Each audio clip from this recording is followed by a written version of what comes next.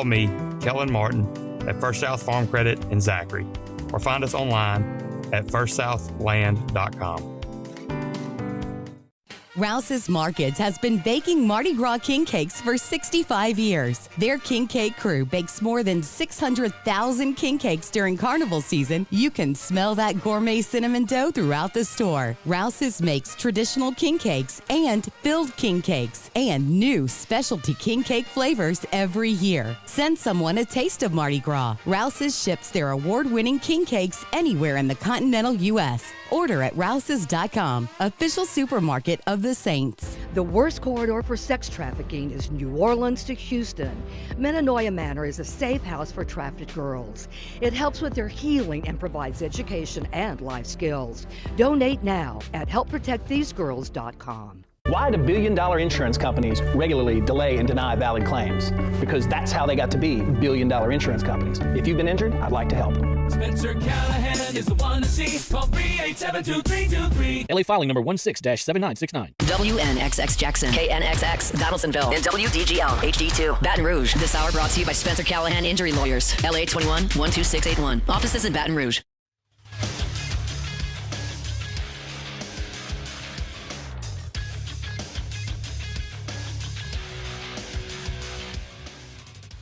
Good morning. It's 7 a.m. here on Monday, January 6th. Today in Baton Rouge, you can expect sunny skies with a high of 44.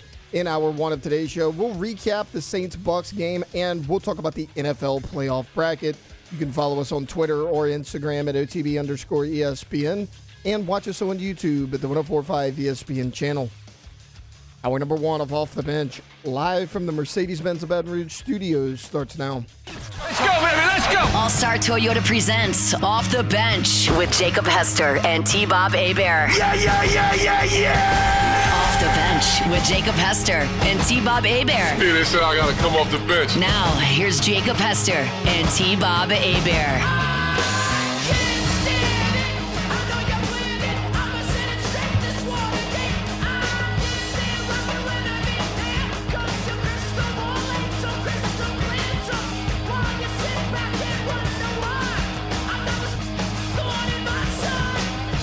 Welcome back, guys. Monday, January 6th, 2025. And we are back. It kind of feels like this is the official beginning of the new year in many ways, right? The start of a complete work week. For many out there, kids going back to school. Winter has arrived as the polar vortex is now officially here. Very excited about that. So for once, us Louisianians can get these winter fits off without feeling like idiots when it turns to 80 degrees in the afternoon. And you're like, I really like my coat, but I am now pouring sweat. Yeah. And I knew I shouldn't have, but I did anyway. And here I am. Not today, and at least not for maybe a little bit, guys. Hope everybody had a great weekend. We'll get into all of it. Obviously, NFL, as Tara laid out, the name of the game today. I mean, the biggest show in town. The playoffs are set. Jake's Bush League Bolts are in. Got a very intriguing matchup. We'll get to all of the matchups, talk some college football playoff. We got some SEC basketball, both the men's and women's side to break down. Transfer portal combat continues as LSU set to host a pretty coveted defensive back this week. So if you want to hang out with us today, youtube.com/1045 ESPN, and you can go get in the chat there like guy Daniel, who had some kids recently. It says first day dropping the girls off at daycare with a crying face. So it begins. Yeah. So it begins. Yeah. Only gets crazier and crazier. I mean, I don't even know. I'm still on the very young end of it. Anyway, how are we doing, Jake? What's up, man? How was your weekend? It was great. It was fantastic. Got a lot done this weekend. We had a great indoor soccer game yesterday against Jetpack. Oh, hell yeah. Yeah, our boys. So it's fun to see the boys go out there and compete. The Bush League Bolts, as you said, not only did they win, they bettered their playoff seeding, and now they're going to be playing the Houston Texans in Houston. It's a good first-round matchup. So I am going to cover the Cotton Bowl on Thursday, The game's on Friday. We got stuff on Thursday. Saturday, I'm going to fly home. I think this is the plan. Grab Jackson, and then we're going to boogie over to Houston. Oh, nice. To go watch the Bush League Bolts. Heck yeah. Working on getting him on Not the a bad field. drive. To meet some Bolt players, some of his favorites there. So we either fly if we don't have the time to drive, but we will be in the number. The Bolts playing a playoff game this close, we have to go. Have to. So it's going to be a crazy kind of Thursday through Sunday, but you know what? It's a good kind of crazy. Yeah, it's going to be, though, those memories are the ones that never go away. I remember driving to Birmingham with my old man to watch the U.S. men's team play Guatemala back in the day, even though I had 5 a.m. runs the next day, and we get back at, I don't know, like 2 a.m. or something. But it was, again, those are the memories. USA win? Yes, they did. Yeah, take that, Mario. Yeah, they did win. It was really cool. It was really cool to see them, Landon Donovan and everybody live. Fantastic experience. But again, it was more about being with my dad and going out of your way to go do some cool sports stuff. And getting to go on the field for an NFL playoff game is going to ratchet that up even more. Alondra, big day for you. How are you doing today? You feeling good? You had a good weekend? Yeah, great weekend. Not really sure why it's a big day for me, but I don't know. You said it like she had something like on the horizon. Yeah, no, like January 6th. I don't know. Oh yeah, happy Jan 6 to everybody that celebrates. Well played. Tay. Just kidding. Tay, how's your weekend though? All good? You said it was pretty chill when I talked to you this morning. Yeah, I just did the men's basketball game. Had some serious Sunday scaries yesterday, just because it was like the first full week back. Well, as we said, this is the Monday of the year. Yes. So we are in, people say it's turtles all the way down. Yeah. Reality. Today, it's Mondays all the way down. I've actually never heard that saying before, so... The turtles all the way down thing? Does it feel like that for you, though? Because we've been working. Like, we hadn't really... Yeah, it still does, though, because, there's just, it's a new year, so new plans. So today's kind of like the first day of the new year for you? Without a doubt. Okay. Without a doubt. Because, So your dry January starts today? Well, no, I'm actually in the midst of dry January right now. Not. I did dry January from...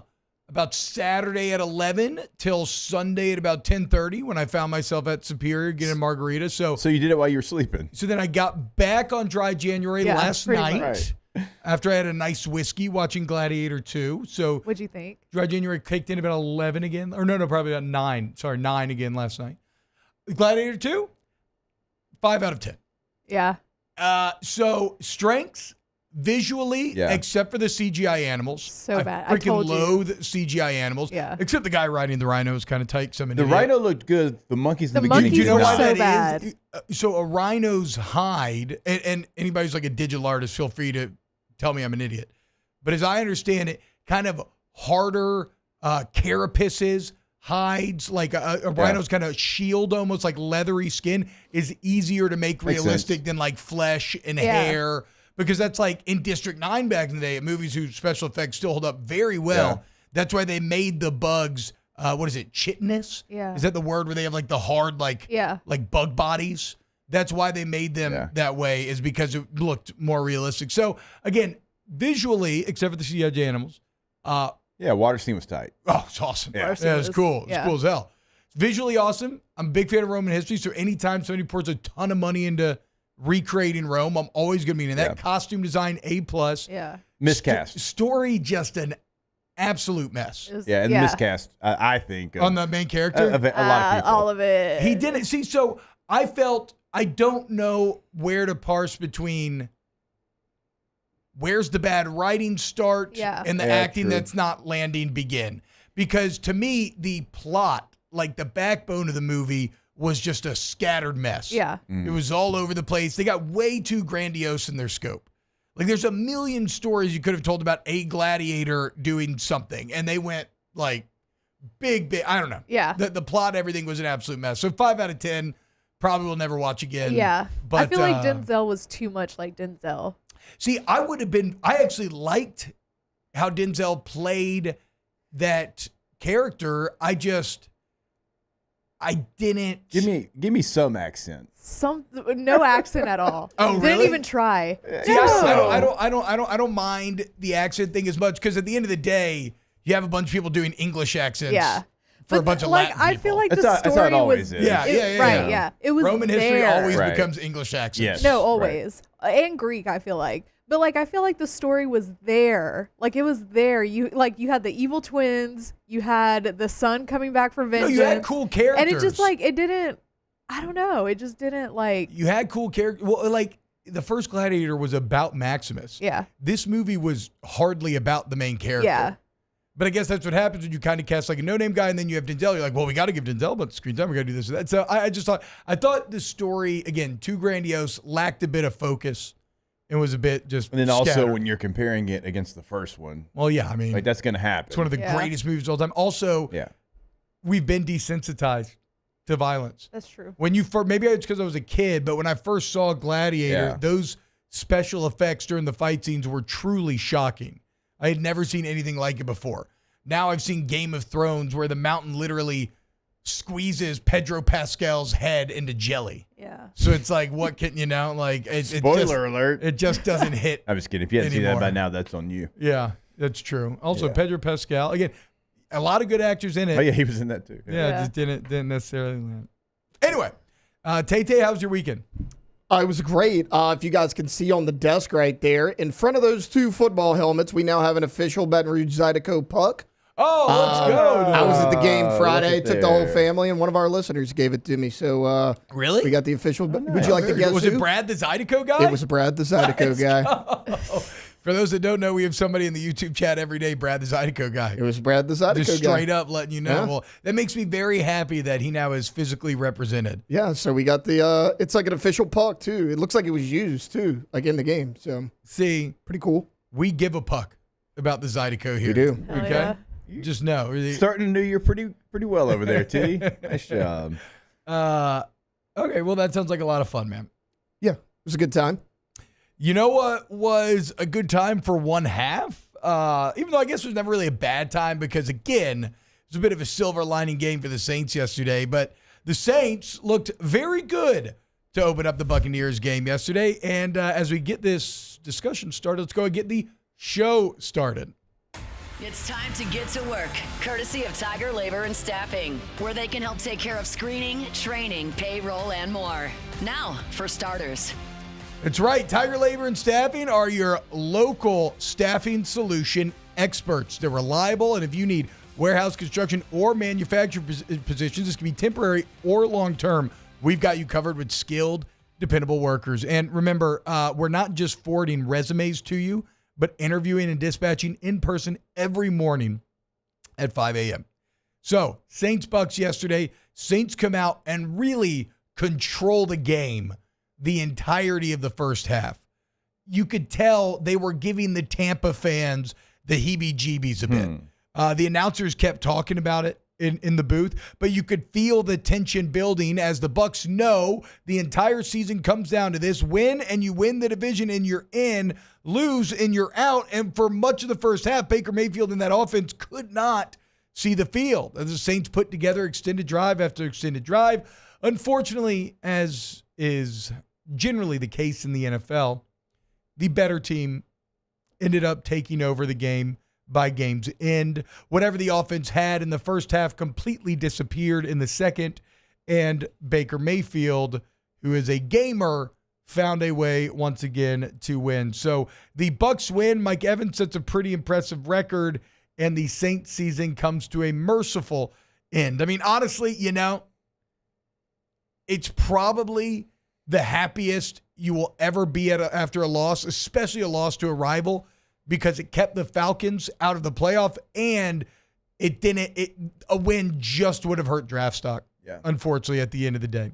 So the result, maybe not as interesting as what comes next, and maybe like what you think about Spencer Rattler. So I wonder, watching this game, and Spencer Rattler did a nice job of getting the tight ends involved. He got the running backs involved in the pass game, and Juwan Johnson, Foster had some big plays in the game, and you wonder if he had NFL receivers, like what he could have done. And I'm not trying to be disrespectful to the guys there, but it's guys off the street. That's what it. I mean, literally, like there's players that hadn't played in the NFL since 2022 that are out there running routes. And look, they made a couple of plays here and there, but I wonder what Spencer Rattler would have been like if he had Chris Olave, if he had Rashid Shaheed in this game, because as the games continue to go for him, he did start to understand, okay, if it's not there, hit your check down. If it's not there, find the intermediate stuff. And it's going to be tough to kind of grade him this season in his rookie year. And certainly now that all these rookies across the NFL, Bo Nix and Jaden Daniels and Michael Penix Jr. are just lighting it up. And so you're going to compare Spencer Rattler to that, even though he was a 5th-round pick. Those guys are top 10, top 12 picks. But there's something there. But see, I wonder if it's going to be enough. How are they going to grade him? How are they going to view his progress, knowing he's throwing to a Cedric Wilson Jr., a Dante Pettis, a Kevin Austin Jr.? Like, how is that going to be graded? And what do they think of him inside that building? Because right now, as you sit, you're in the top 10. What does this quarterback class look like? And are you going to be able to get a quarterback at 9 that you think can be the future of your team? Because of where you're at in the cap, you still have Derek Carr's contract. I don't know that you can do anything else outside of drafting a quarterback if you want a new quarterback. Yeah, not a great year for quarterbacks, or at least it doesn't feel that way. Feel like it. Looking at it, and you never know with quarterbacks, right? That's kind of the tricky part about the draft, is that guys that are for sure hits go bust. And I mean, you know who I keep thinking of? Bryce Young. How in the world are you supposed to evaluate quarterbacks when Bryce Young exists? Because, of course, he was put into awful situations at first, and that didn't help anything. It made him look awful. But then he was benched earlier this year for Andy Dalton, looked truly awful. Remember the first Saints-Panthers game? He did not look like he could play in this league. Well, yesterday, I think he has the highest EPA per dropback of any quarterback in the NFL. Yep. Like, the Panthers got consistently better as the weeks went on. After he got done with being benched and he got back in the starting lineup, Bryce Young started to dominate. So I don't know who's going to be good. I have no idea how to evaluate. Sometimes you think you're awful, and then you get good. Look at Sam Darnold. What's going on there? So you're right. I mean, in a winner-take-all, like, if they lose this game, and the Falcons are going to playoffs, and so, like, the Falcons had to win this game. So they were giving Bryce Young every single thing that he could handle, and he puts up 44 points. Yeah. Throws for 251 and 3 touchdowns, no turnovers. And so, yeah, to your point, that is somebody we all like. There's memes, there's jokes, there's everything. It's like, well, actually, he's pretty damn good. I know. I mean, the little kid, he looks so tiny out there, and now he's kicking ass. So, because when I look at Rattler's play yesterday, you see the potential. There were some mind-blowing accurate throws in there, but then there were also some very frustrating easy throws missed that ended up costing you a bit. So, I mean, you know what? Honestly, I thought the best throw of the day was the second MVS touchdown that didn't count, where MVS only got 1 foot inbounds, but the window that he put it in is true NFL, 6-inch target type of situation. So what do you do next year? Do you cut Derek Carr, eat the cap hit, ride Rattler for a year and just see what happens? I mean, it's definitely a recipe for a bad year, but you're going to have a bad year anyway. In all likelihood, unless you get some sort of miracle turnaround, which I don't know how that would take place. Has Rattler done enough where you try to give him a young-like year, a new coach, and see if he can figure out what he could maybe do? Or is Derek Carr going to be your quarterback again? I think whoever you hire. It doesn't matter. Yeah, whoever you hire. That's where you go. I think most of us believe, unless it's Aaron Glenn, it's going to be an offensive-minded head coach. So if it is, he gets the choice. Do you want to roll out Derek Carr? Do you want Spencer Rattler? Or should we draft a quarterback? And no, if we draft a quarterback, you're going to be tied to him. And if it doesn't turn out well, you're not going to turn out well. Well, coming up next, and let's get to a name that's starting to be bandied about, an offensive name potentially as the next Saints head coach. We also got to talk some NFL playoffs. Again, guys, you want to get involved, youtube.com/1045ESPN. Hit the like button. We got more OTB coming up next. Off the bench.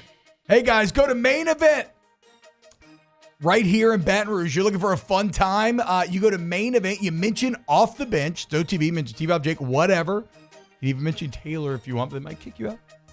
You get a 30-minute free time card when you do so.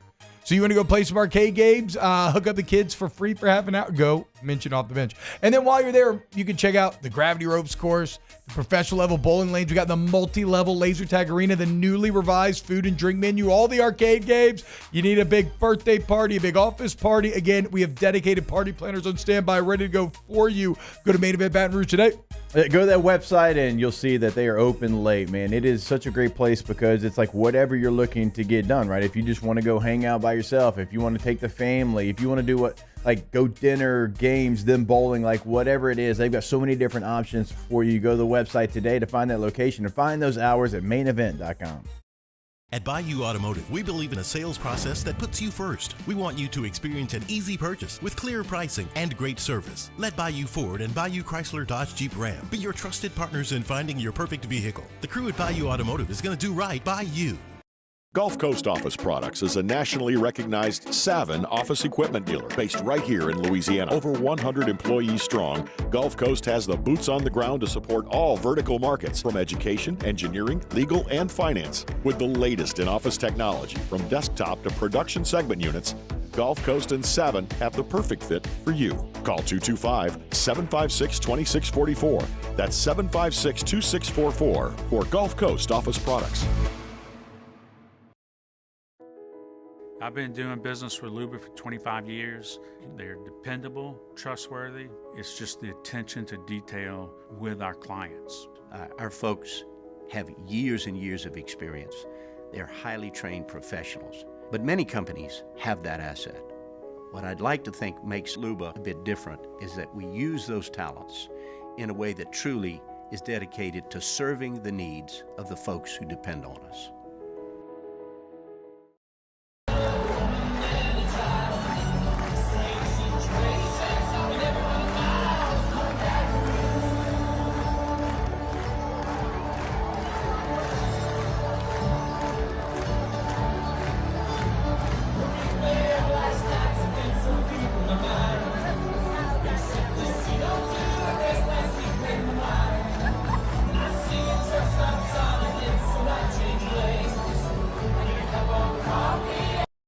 Dylan Cruz here to tell you about Six Rings Baseball and Softball Camp. If you live on the North Shore and play ball, go to Six Rings Camps with former LSU assistant coach Dan Canaveri. His knowledge is second to none, and your child will improve and have fun doing it. Camps were held at Coquille Park and Six Rings Academy in Covington with 4 sessions over the summer. Full day and morning only sessions are available from ages 7 to 13. Go to sixringsbaseball.com or call 985-206-9096. Learn the game to love the game. Breck teamed up to reimagine your parks, and you imagined big. With your help, we went to work, creating 12 beautiful community parks across the parish. A family-sized water park, miles and miles of trails, and parks just for your dogs. There are more places to splash, to explore, to run wild, and even soar. You imagined, we delivered. Gold. Breck, your #1 park system in the nation.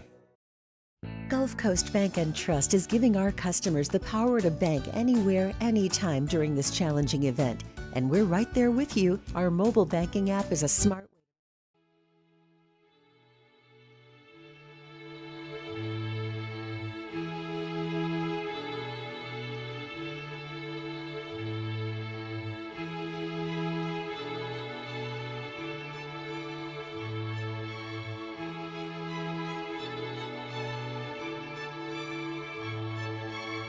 Welcome back to the best morning sports show around. Sorta. It's Off the Bench with Hester and T-Bob. So, I hadn't even been in the office 5 minutes. That was a good video you sent, Alondra, with the Bittersweet Symphony. Again, you can see it's got you in the move here. It was good. I mean, this song It got stuck in my head after I sent that. I mean, this song definitely reaches straight into your nostalgic heartstrings and rips out emotion through sheer force of will. But I walk into the office this morning, hadn't been here 30 seconds when Taylor follows me to my office and starts taking. And he told me something truly disconcerting. Signals? Taylor, who did you tell me that the Saints are considering for head coach. Yeah, so this came out Saturday. Diana Rossini was the first to report it. We actually put an article out about it on LouisianaSports.net. Can I interest you guys in Matt Nagy? Get the F out. Get out of the office right now. I mean, Jake, am I crazy for that being my reaction? No, you're not. Why would you credit this man for any of the Chiefs' success? And somebody's already failed again as a head coach, and you just went through that with Dennis Allen. And don't you know about Tom Landry? This is somebody that doesn't call the plays, like T said. Sure, he's in there, and maybe Andy lets him raise his hand and ask a question once or twice during a meeting, but Andy Reid puts that game plan together. He executes the calls. And also, like, Mahomes is probably more of a coordinator than Nagy is. Like, what are we talking about? That has to be a smokescreen. If that is a legitimate report, and Mickey Loomis, and I know you got to do your due diligence, but I don't think the due diligence in that front is very hard. It's, he's having success. Where is he? Oh, he's in Kansas City? Oh, okay, never mind. Move on. Yeah. What are we talking about? And so Taylor me and him were talking about this morning. He's like, yeah, I mean, it's Patrick Mahomes. Like, it's a team with not just, it's Andy Reid. Yeah. The offensive mastermind. Pat Mahomes just got the 5th 1 seed of his career. How many different offensive coordinators has he had during that time? Doesn't matter. It's Andy Reid and Patrick Mahomes. I am not going to attribute any of that. Plus, the offense wasn't even good this year. Like, it is shocking. They've gotten better. They've definitely gotten better. I mean, yeah. They always made the game-winning plays. For sure, yeah. But they have, I mean, now that, they get Hollywood and Xavier Worthy, they've got Xavier Worthy comes along. Like, it's gotten better down the stretch. But it wasn't even overwhelmingly good. But even then, I don't blame Nagy for the failure. I don't blame Nagy for any of it. I give him no credit for nothing.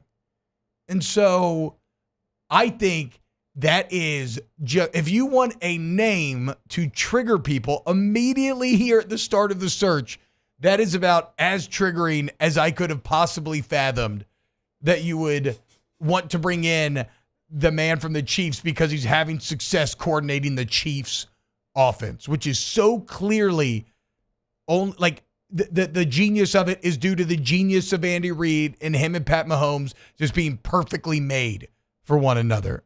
Just wild. And again, as Jake said, like even if he hadn't failed as a head coach previously, I wouldn't be into it.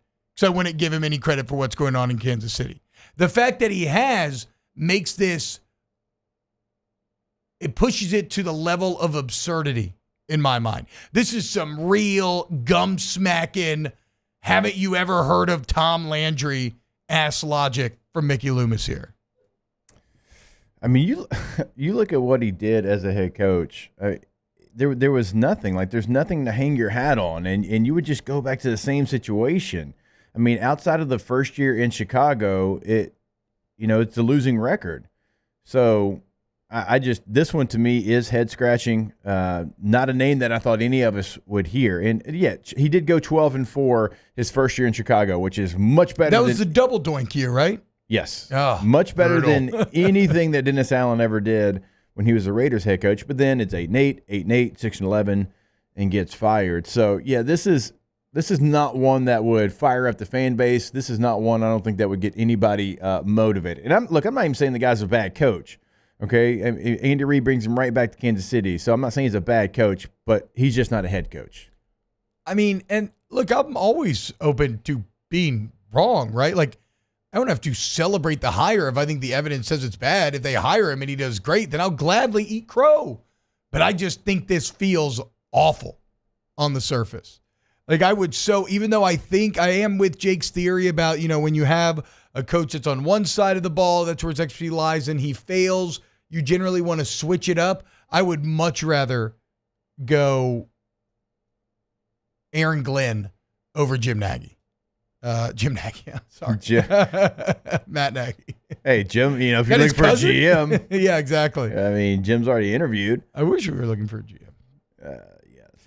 Little Tired says, y'all do realize it's agents putting out this info, right? Yeah, look, again. Really? That's how that works? Again, man. I hope there is not a lot actually here. I'm just getting it on the record per the Rossini report, how I feel about it, and we'll move we'll see what happens from here on out. If you could hire, if you're Mickey Loomis minus the Bubblicious, if you could hire the next Saints head coach, you get the choice. Again, I don't know that there's anybody that would do good next year. I mean, I'm not even really talking about necessarily next year. Has Monken been a head coach in the NFL before? By the way, Doug Peterson literally just got fired. Like, just came across the wire. Doug. No, Doug. No, I'm not saying for the Saints. Yeah, I was going to say Doug's in so the tough that's spot. open. I would have loved him a I'm few saying years ago. that's open. Oh, okay. So another job. So you were just about to say Todd Monken. Yeah. Was he a head coach in Jackson? Was he a head coach before? No, he's been a coordinator in the NFL, head coach in college. Okay. Yeah. That's right. I would go get Todd Monken right now. Yeah, I think Monken's, like, why not be the one to give him – again, I actually like the Saints maybe giving a coordinator an opportunity here because they're not going to be in a great spot anyway. So, like, a young guy who's at the top of his game maybe makes the most sense in terms of being innovative and trying to figure things out than maybe a more traditional head coach. And when you look at Monken, I mean, why hasn't Georgia won a natty in a couple of years? I firmly believe a hefty portion of it is no longer having Monken. Look at what Lamar's done this year now with Monken. And I understand he wouldn't have near the amount of personnel that he has there, but that would definitely be – that's the name that popped into my head when you asked me the question.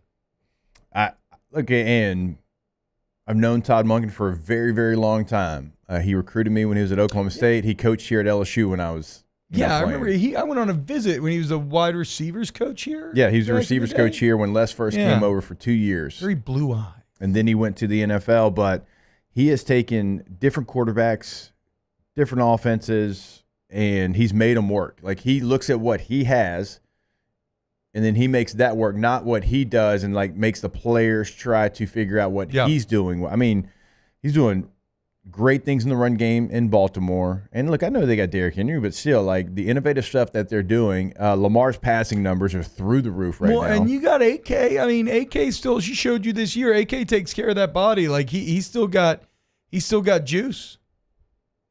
And, yes, he is Jeff Monken, the Army's coach's cousin. I never knew that. I always wondered. I just figured it was just a coincidence. So that would be a name that I would look into. I'll be very intrigued to see what the New Orleans Saints end up doing. But, again, just be very wary of choosing a man who's not actually running the offense. Like, as Jake said, not calling the plays and whatnot. Chad is saying John Gruden. Groomers. Speaking of nostalgic experiences, I feel like every coach opening for about a decade there, college or NFL, it was John Gruden. There are all kind of rumors that Gruden was coming to LSU. His daughter goes here, something like that. I can't remember. I saw him in Knoxville. He's going to Tennessee. Yeah. So sure, John Gruden. And same with a little bit, not to that level, because you're right, every job, but Jack Del Rio too. Oh, yeah, Jack Del Rio to LSU. Now, his daughter did actually go I know. to LSU back in the day. His son, like, when he was trying to figure out what he wanted to do kind of after football, like, he came and co-hosted Hang with Hester with me like 2 or 3 times. Oh, wow. Luke? Yeah. Oh, did he? And now he's coach. I think he's a college coach. I was probably coaching. Yeah. But like, he was Jack like, I want to get into plenty radio. of good inroads to go grind out. See where Luke is now. Offensive analyst for the Washington Huskies. Okay. Shadow staff. Was a Commanders assistant quarterback coach last year. Bad year to get out of being a Commanders assistant quarterback coach. Yeah. Could have felt a lot better having JD5 back there versus who was it last year? Sam Howell. Oh, yeah. Oh, man. Daniel about Gruden saying he's a freaking barstool with Mincy. I know. Yeah, I don't know. Who knows? The Saints let Campbell and Glenn out the building and fire Matt Nagy and hire Matt Nagy. Yeah, that would be. How about, you know what's a name that we never mentioned? Guys that got away? Alex Anzalone.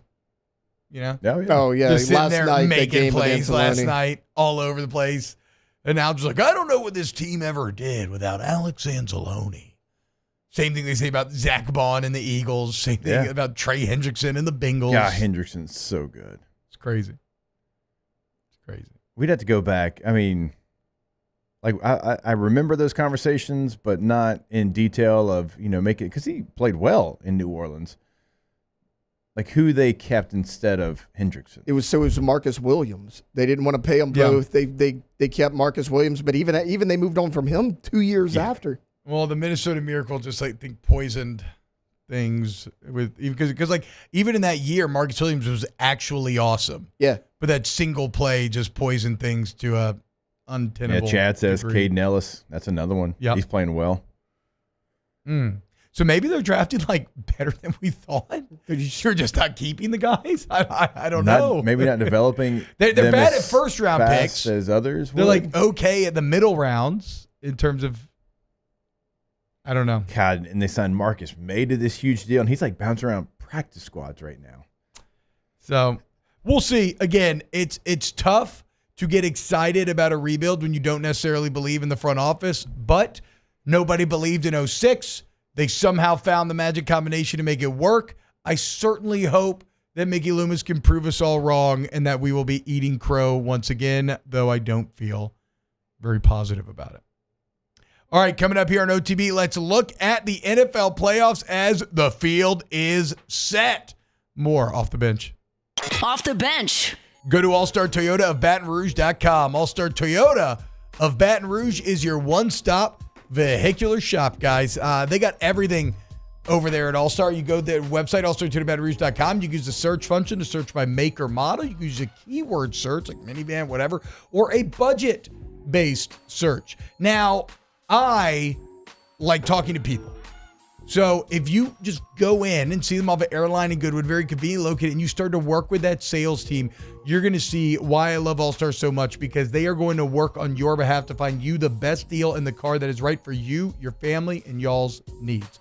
Go to All-Star Toyota Baton Rouge, allstartoyotabatonrouge.com. Yeah, T-Bob's right about that. Whatever your needs are going to be met over at All-Star, and that is if you're buying new, if you are just leasing, like T-Bob and I have certainly taken advantage of, or if you're just renting. If you just got a trip coming up and you want to rent a vehicle for a day, 2 days, 3 days, per day rental prices, go check it out all online at their website, allstartoyotabatonrouge.com.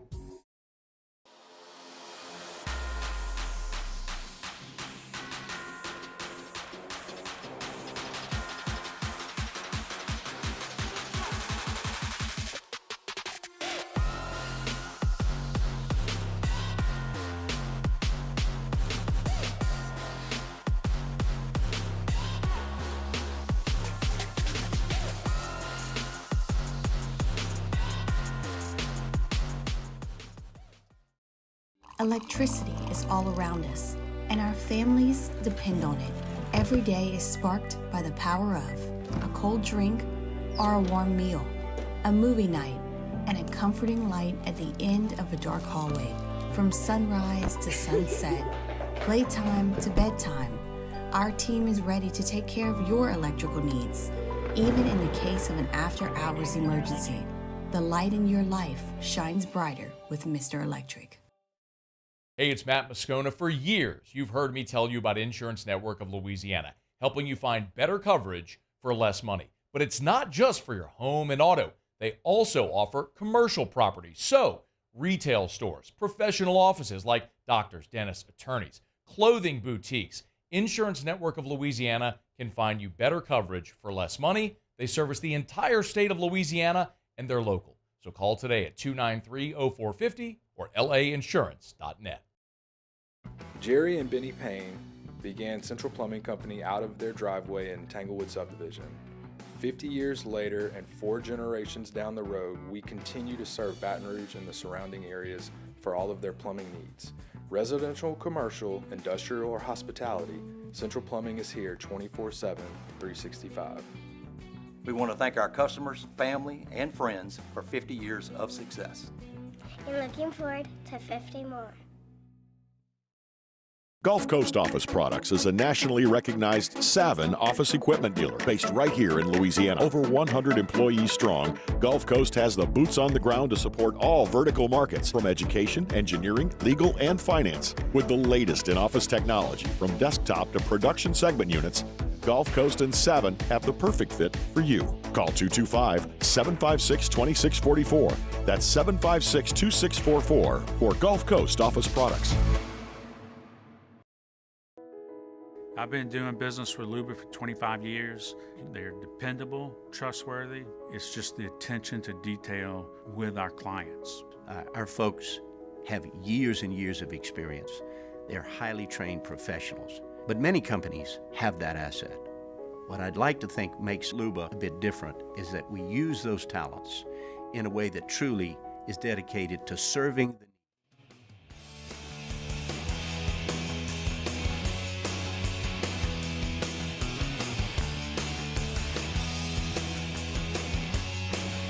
Welcome in to the best morning sports-ish show around. Off the Bench with Hester and T-Bob. What's happening, y'all? Welcome back to OTB. I hope everybody's having a great Monday here. The polar vortex has arrived. And even though it's ice cold outside, things are heating up on the football field. As the playoffs are set. 18 weeks of the NFL season have led us to this moment. And what a football few weeks we are going to have. We have our first ever college football Final Four. But T-Bob, it used to be a 14 playoff. I mean, a tournament Final Four in which you had to earn your way to the Final Four. And we now have the AFC and NFC playoff pictures fully set. As once again, for the fifth time in Patrick Mahomes' career, the Chiefs take home the 1 seed while the Lions continue their ascent. They beat the Vikings. What was the final score of that game? I turned it off, I think, when it was like 79. 31-9. Okay, yeah. It had the feeling of a game that was about to go sideways on the Minnesota Vikings, and sideways it indeed ended up going. So the Lions win a massive matchup to get the 1 seed, not knock the Vikings all the way down to the 5th seed. Absolutely brutal break. But coming up Friday, Saturday, Sunday, we'll get Bills, Broncos, Ravens, Steelers, Texans, Chargers. And then on the NFC side, Eagles, Packers, Buccaneers, Commanders, and then Rams, Vikings. Very exciting times. Tay, give me your biggest playoff takeaways from over the weekend.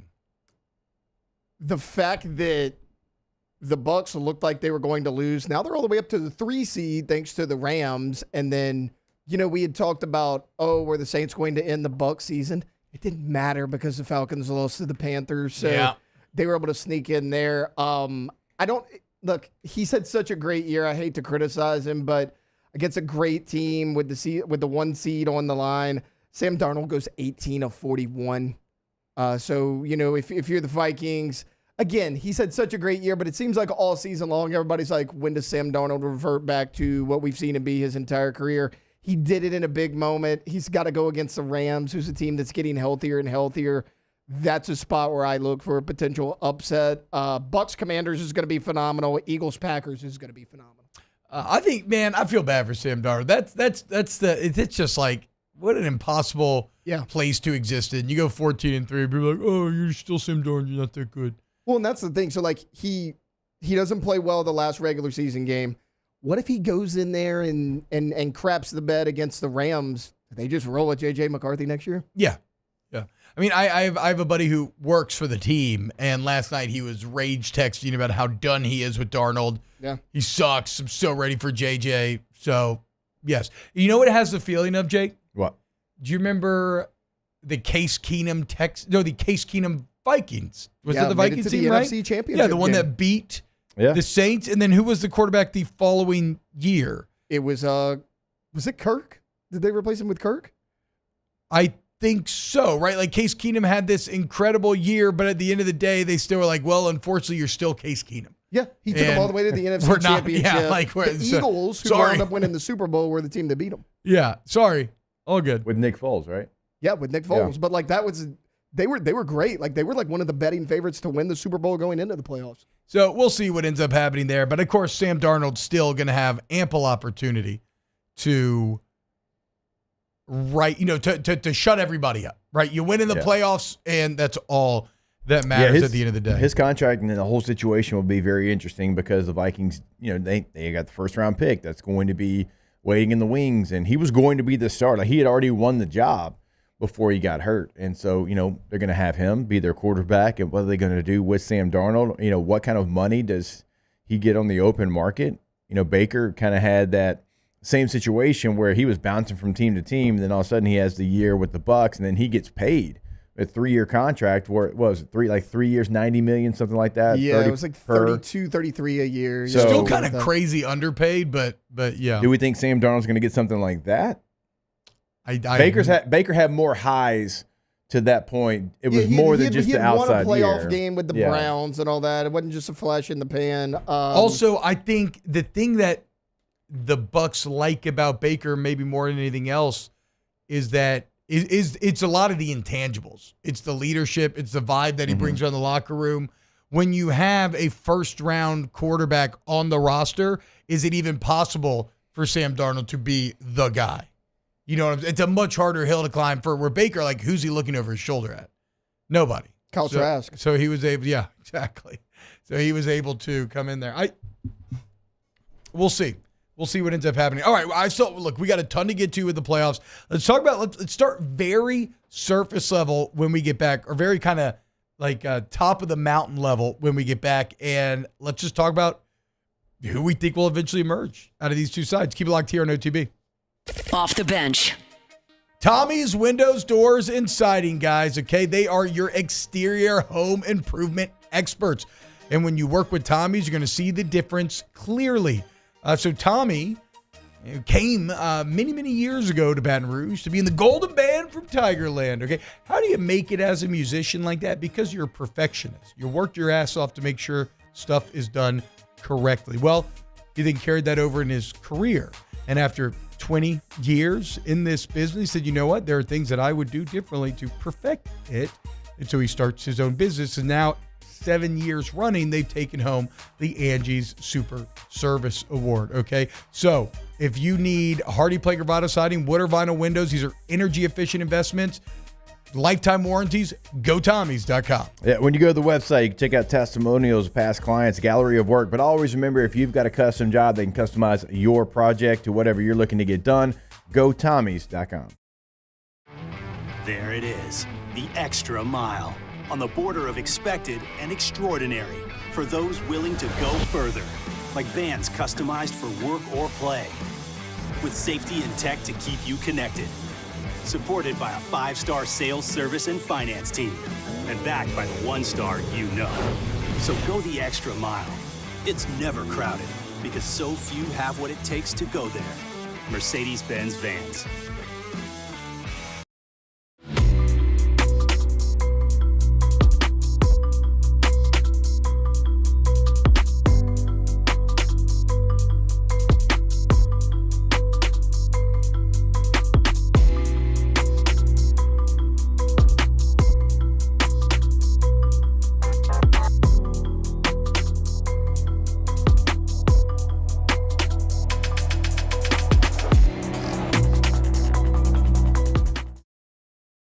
Dylan Cruz here to tell you about Six Rings Baseball and Softball Camp. If you live on the North Shore and play ball, go to Six Rings Camps with former LSU assistant coach Dan Canaveri. His knowledge is second to none, and your child will improve and have fun doing it. Camps were held at Coquille Park and Six Rings Academy in Covington with 4 sessions over the summer. Full day and morning only sessions are available from ages 7 to 13. Go to sixringsbaseball.com or call 985-206-9096. Learn the game to love the game.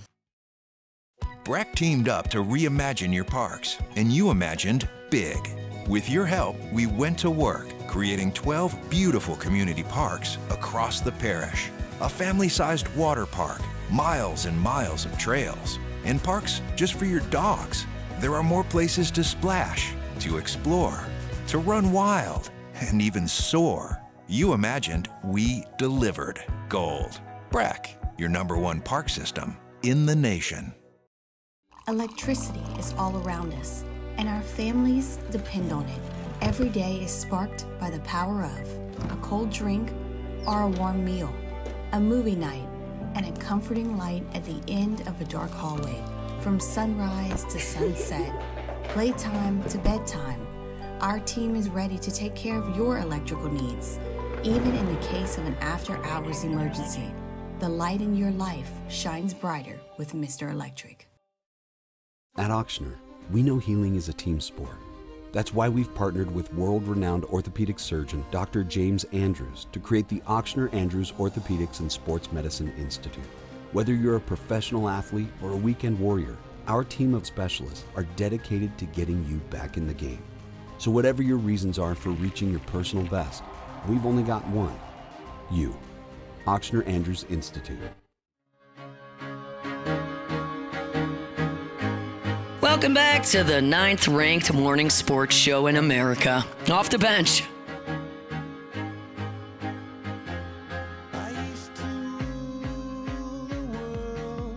What's happening, y'all? Welcome back to OTB. Team-Up Jake Alondra and Tay-Tay hanging out with you here. Hope you're having a nice, chilly, polar vortex sort of a morning. Speaking of chilly, Taylor just told me a Cleveland Browns stat that it would be so depressing if you're a Cleveland fan. And for you Saints fan, just know that, things can always be worse. Since 1999, you said, or 98? 99. Since 1999, with Bailey Zappi starting yesterday, the Cleveland Browns have started 40 different quarterbacks. 4-0. I mean, including a guy that just got fired, Doug Peterson. He's on the jersey. He is. Yeah. That is... Oh, wait, he's in that number? Yeah. Oh, that's he's very on funny. He's on the jersey. So it's a Tim Couch jersey initially. Yeah. And then they added all the names after. God, thought Tim was going to be awesome. Who did it? All right, guys, AFC. It's just the Chiefs, right? Definitely not the Chargers. Mm-hmm. No, I'm just kidding. You got to feel pretty good about the week 1 matchup, huh? Oh, yeah. I mean, that's why winning against the Raiders yesterday was so big. Yeah. I mean, you go from having to go to Baltimore to going to Houston. Big time. And they played well against Baltimore earlier this year, but come on, if you're choosing between the two, you're going to choose Houston. Not that Houston doesn't have really good players, and I think a lot of D'Amico Ryans, but, I mean, Baltimore in the playoffs is just different. I've played them in the playoffs. They are just different. They raise their level of play, and I know Lamar's looking for that playoff success, but that is a hard place to go play in the playoffs. And it looks like a team that has figured some things out. And I know Lamar in the playoffs, a lot of people are wanting to see more. He feels like a different Lamar this year. Yeah, getting Houston for sure. Well, and teams aren't keying in on him as much because of Derrick Henry. Like all the pressure's off of him in the running game. Like he only really runs when he has to this year. One thing about Monken as well, at least with his time at UGA, him and Bennett would be at their best in the biggest games. Like that UGA offense would just kind of pitter around during the regular season, but during the playoffs and the national championship, they would go off. So maybe he could take some of that postseason success with him. Funny Houston stat here, Jake. Houston 5-2 in wildcard games since 2011. So they've had some success in these spots. They never played the Chargers before in the playoffs. And Jake, I would ask you, are you suffering any PTSD from the last Chargers playoff trip? Oh, from losing a 27-0 lead? Yes. No. The thing that made everybody be convinced that Trevor Lawrence was actually awesome and should get $200 million. Yeah. No. Those things are expected when you're a Charger fan. Oh, okay. So, It's just par for the course. Yeah. It would be, man, it would be nice, though, just to win a playoff game after winning 5 games and the franchise just looking like a hot mess. You bring in Harbaugh. You're getting the most out of so many different players. Lab McConkey looks awesome. Quentin Johnston looks awesome. He had almost 200 yards receiving let's go. yesterday for a player that his first year couldn't catch. I mean, the guys you drafted are playing much better than they were a year ago. It feels like we actually have some momentum. Now, in the AFC, maybe this is the question. Bills or Ravens, better challenger to knock off the Chiefs? I think the Bills are a better challenger for the Chiefs, but the Ravens are a bad matchup for the Buffalo Bills. They can't stop the run. The Ravens love to run the ball. So that matchup, Bills got to get past the Ravens first. And then, okay, Jake, what do you have a take there? I think the Ravens. The Bills are great, but it's so much around Josh Allen. Like, if for some reason Lamar has an off game, you still have a 1,900-yard rusher. Well, and to your point, Henry. Defensively, the Ravens randomly found their stride in the middle of the season. The last 7 games, they're number 1 in the NFL, only giving up 15 points a game. Yeah. They've got incredible DBs. They got Roquan right there in the middle. Van Noy's been a monster off the edge, but I think he's got 12.5 sacks. So, yeah, they have found something. And the Ravens right now feel like a team that can go win it all. And then on the NFC side, definitely not a prohibitive favorite a la the Chiefs, because we've seen the Chiefs do this so much recently. But are the Lions your favorite to make the Super Bowl? I mean, a lot of injuries, man. You just wonder if your Lions are, what happened if we still have Aiden Hutchinson and everything. I think you would be an overwhelming favorite at that point. Yeah, and he says he can be back for the Super Bowl. He does? He says he can. Psycho. We'll see. Yes, we'll see if he can be back. But after what Detroit did last night, I don't know how they couldn't be. They're going to be playing in that building. Obviously, they got a great home field advantage. Great home field advantage. When you look at some of the other teams, there's good teams that are solid teams, but I just don't know that they can beat you as many ways as the Lions can beat you, even with all the injuries. And they're starting to get some of those pieces back. So if you get Montgomery back, and Tate, I believe I think he's going to be back for their first playoff game. They got a two-headed monster at running back. They got a very confident Jared Goff, who's got, a number one receiver. He's got a number one tight end, of guys that would play on any team in the league. And their defense is not the best by any means. I'm going to sit here and tell you and lie to you that it is, but when the opportunity presents itself, they do make a lot of plays.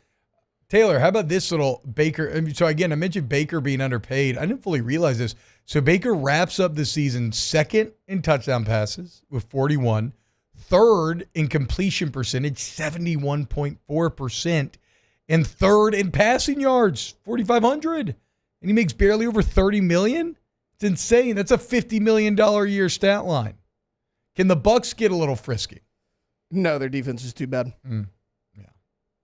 All right, so give me your second team out of is it just the Eagles then? Eagles, again, Rams, if they can get healthier, then they rested their starters. Sleep on the commies. That's a team. And then, the Commanders, if Jaden can get hot. I just worry about a rookie QB. Yeah, I agree. But we'll see, man. NFL playoffs about to come. Very excited. Already got some SEC basketball to get to, as well as some Portal combat. Continue to keep it locked on Off the Bench. Off the Bench. At Bayou Automotive, we believe in a sales process that puts you first. We want you to experience an easy purchase with clear pricing and great service. Let Bayou Ford and Bayou Chrysler Dodge Jeep Ram be your trusted partners in finding your perfect vehicle. The crew at Bayou Automotive is going to do right by you. Got chores that need some extra muscle, but a large piece of equipment is overkill? That's what John Deere compact utility tractors were made for. Powerful enough for the work you need to do. Compact enough for how you need to do it. Find the equipment that's right for you at Sunshine Quality Solutions. Check out our current promotions and learn more about what it means to be powered by sunshine at sunequip.com.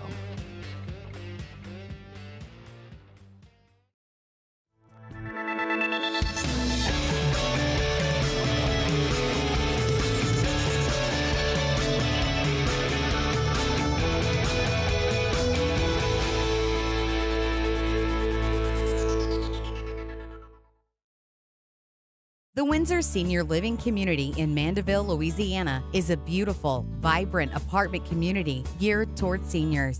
They are nestled right in the heart of Mandeville, where seniors live a more carefree lifestyle in spacious apartments with the peace of mind that comes from having a little extra help. Call the Windsor at 985-624-8040 to schedule a lunch and tour. Come see how the Windsor can be your passport to peace of mind. Jerry and Benny Payne began Central Plumbing Company out of their driveway in Tanglewood Subdivision.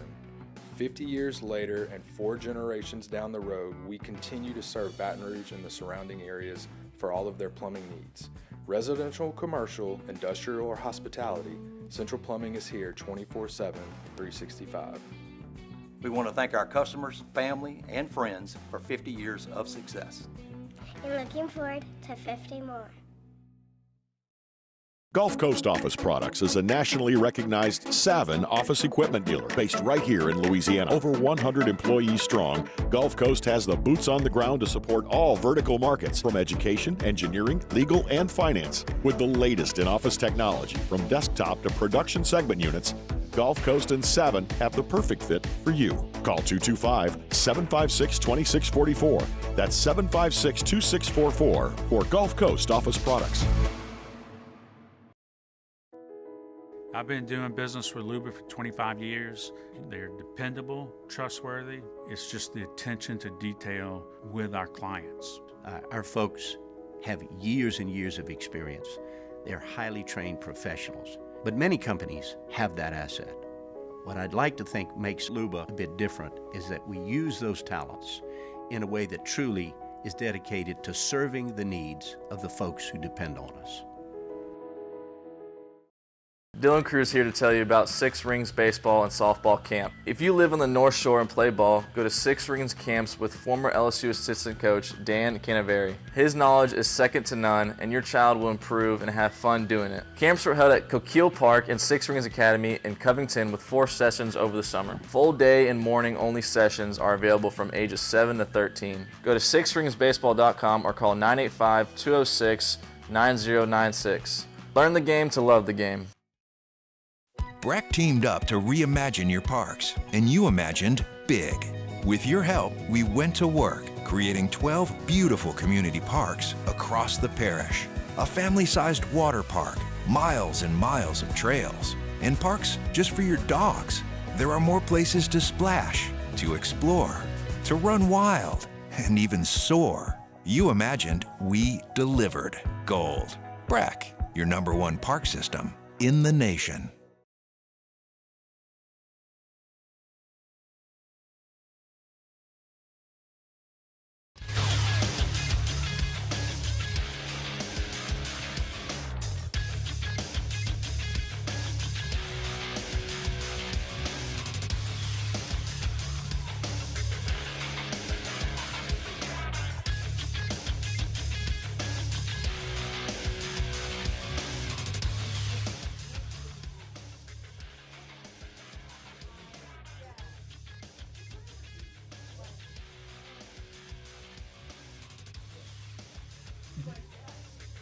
Good morning. It's 8 a.m. here on Monday, January 6th. Today in Baton Rouge, expect sunny skies with a high of 44 in hour 2 of today's show. We'll look at the final stat line for Derek Carr. Where does he rank and how important that is to T-Bob Hebert. We'll also talk LSU men's and women's basketball as well. You can follow us on Twitter or Instagram at OTB_ESPN and watch us on YouTube at the 104.5 ESPN channel. Hour number 2 of Off the Bench, live from the Mercedes-Benz of Baton Rouge studios, starts now. Let's go, baby, let's go! All-Star Toyota presents Off the Bench with Jacob Hester and T-Bob Hebert. Yeah, yeah, yeah, yeah, yeah! Off the Bench with Jacob Hester and T-Bob Hebert. Hey, they said I gotta come off the bench. Now, here's Jacob Hester and T-Bob Hebert.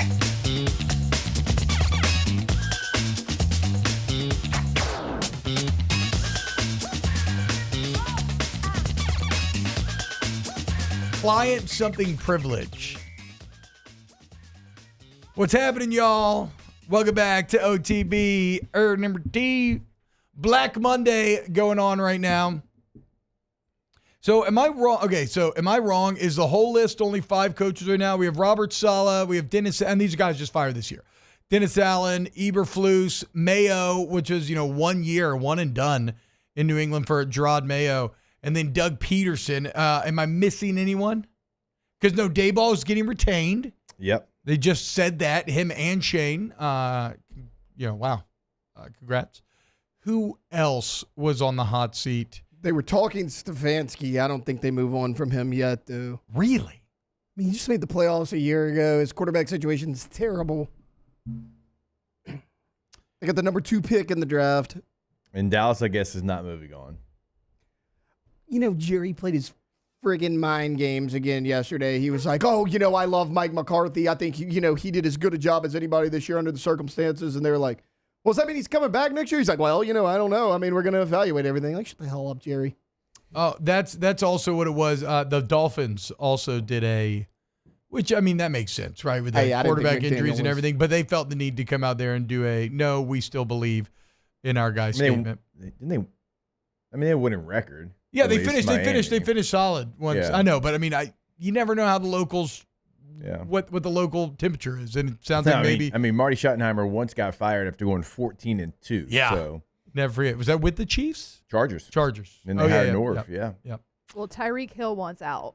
Yeah, what happened there, man? Miami. It seemed like they were so happy, and then it just all. He couldn't get the ball this year, but again, like, it all blew up. To his hurt, but what does that mean for his future? He just. And look, I'm not saying that he can't be an effective NFL player, but when your biggest asset is speed, what diminishes over time? Yeah, speed more than anything. More than anything. And so you're still really fast. In fact, you're fast, like we like to say in the locker room. All right. But if that's your biggest asset, and as time goes on, like, you've been in the league a long time now. Like, you lose a step. It has been a long time. You still think of Tyreek as being like, happens when you get older. You think of players as not being that old. Tyreek Then being you realize, 26 and he's not. How old is he? 30. Because we talk about. So wait, Carson Wentz is only 2 years older than Tyreek Hill. That feels crazy. Yeah. I was watching a game this year. I think they were playing Buffalo, where they tried, man. They tried to get him involved by, running down the seams. And, I mean, the guys are just running step for step with him. Again, I'm not saying he's not still an elite athlete with a role somewhere, but the role that he's looking for to be receiver number one, to have 1,400 yards and all, I don't know. I mean, that's still wild, because him. just 2 years ago, he was pushing for 2,000 yards. Oh, man, it happens like that. Geno Smith made $6 million in bonuses yesterday. Yes. Let's go, Geno. Hell yeah. Good day at the office, my friend. Good day at the office. I'm going to say something that will piss many Saints fans off. I'm happy for Mike Evans. I think you can have respect for a warrior that shows honor on the battlefield. And now you may say, but what about the sucker punch and all that other stuff? Yeah, I mean, look, it happens, okay? You battle for over a decade, stuff's going to happen. But my point is, that is an opponent that you've gone toe-to-toe with for over a decade now, and you've had some great battles. And I'm not going to lie, I felt truly awful for him when I thought he was going to come up 5 yards short of his 11th 1,000-yard receiving season in a row, because that's something, I mean, you just can't, that's not getting hot. It's the culmination of a life's work, And so I say credit to Bulls and credit to Baker and credit to the Bucs for finding a way to get Evans that record. Was it? It's kind of risky. Oh, yeah. I mean, Hell yeah. I'm not talking about injury. I'm just talking about, like, even the game situation. To be throwing the football in that situation, knowing you've got the playoffs on the line. Yeah, but I mean, I don't know. No way, dude. So you wouldn't have done it for the homie? For the leader of your team for like a decade? But think if they throw a pick six. No, I get it. 2-point conversion. No, I get it. Then people are getting fired. Hey. Are you foxhole or not? Well, you're not. No, I'm just saying, it was a certified foxhole move. True or false? It is true, but I do like that the first time T-Bob is going to be in the foxhole is for Mike Evans. Yeah. I'm not in his foxhole. Feels like it. No. But that's a foxhole like you're burrowed move. in there right That's now. a foxhole move from Bulls and Baker. Is anybody scream foxhole more than Baker No, Mayfield? Baker is foxhole ballot one. So Baker's like I was talking about on Friday. I don't care if you're right, wrong, or indifferent. If you're my boy, you're my girl, and you're like, hey, this person wronged me, or hey, I need you, I'm going to take your side. Baker feels like that kind of person. He doesn't need to hear the details. He doesn't need to find out what happened to lead to that situation. He feels like, nope, I'm kind of there. has the same body type as Jeremy Renner as well.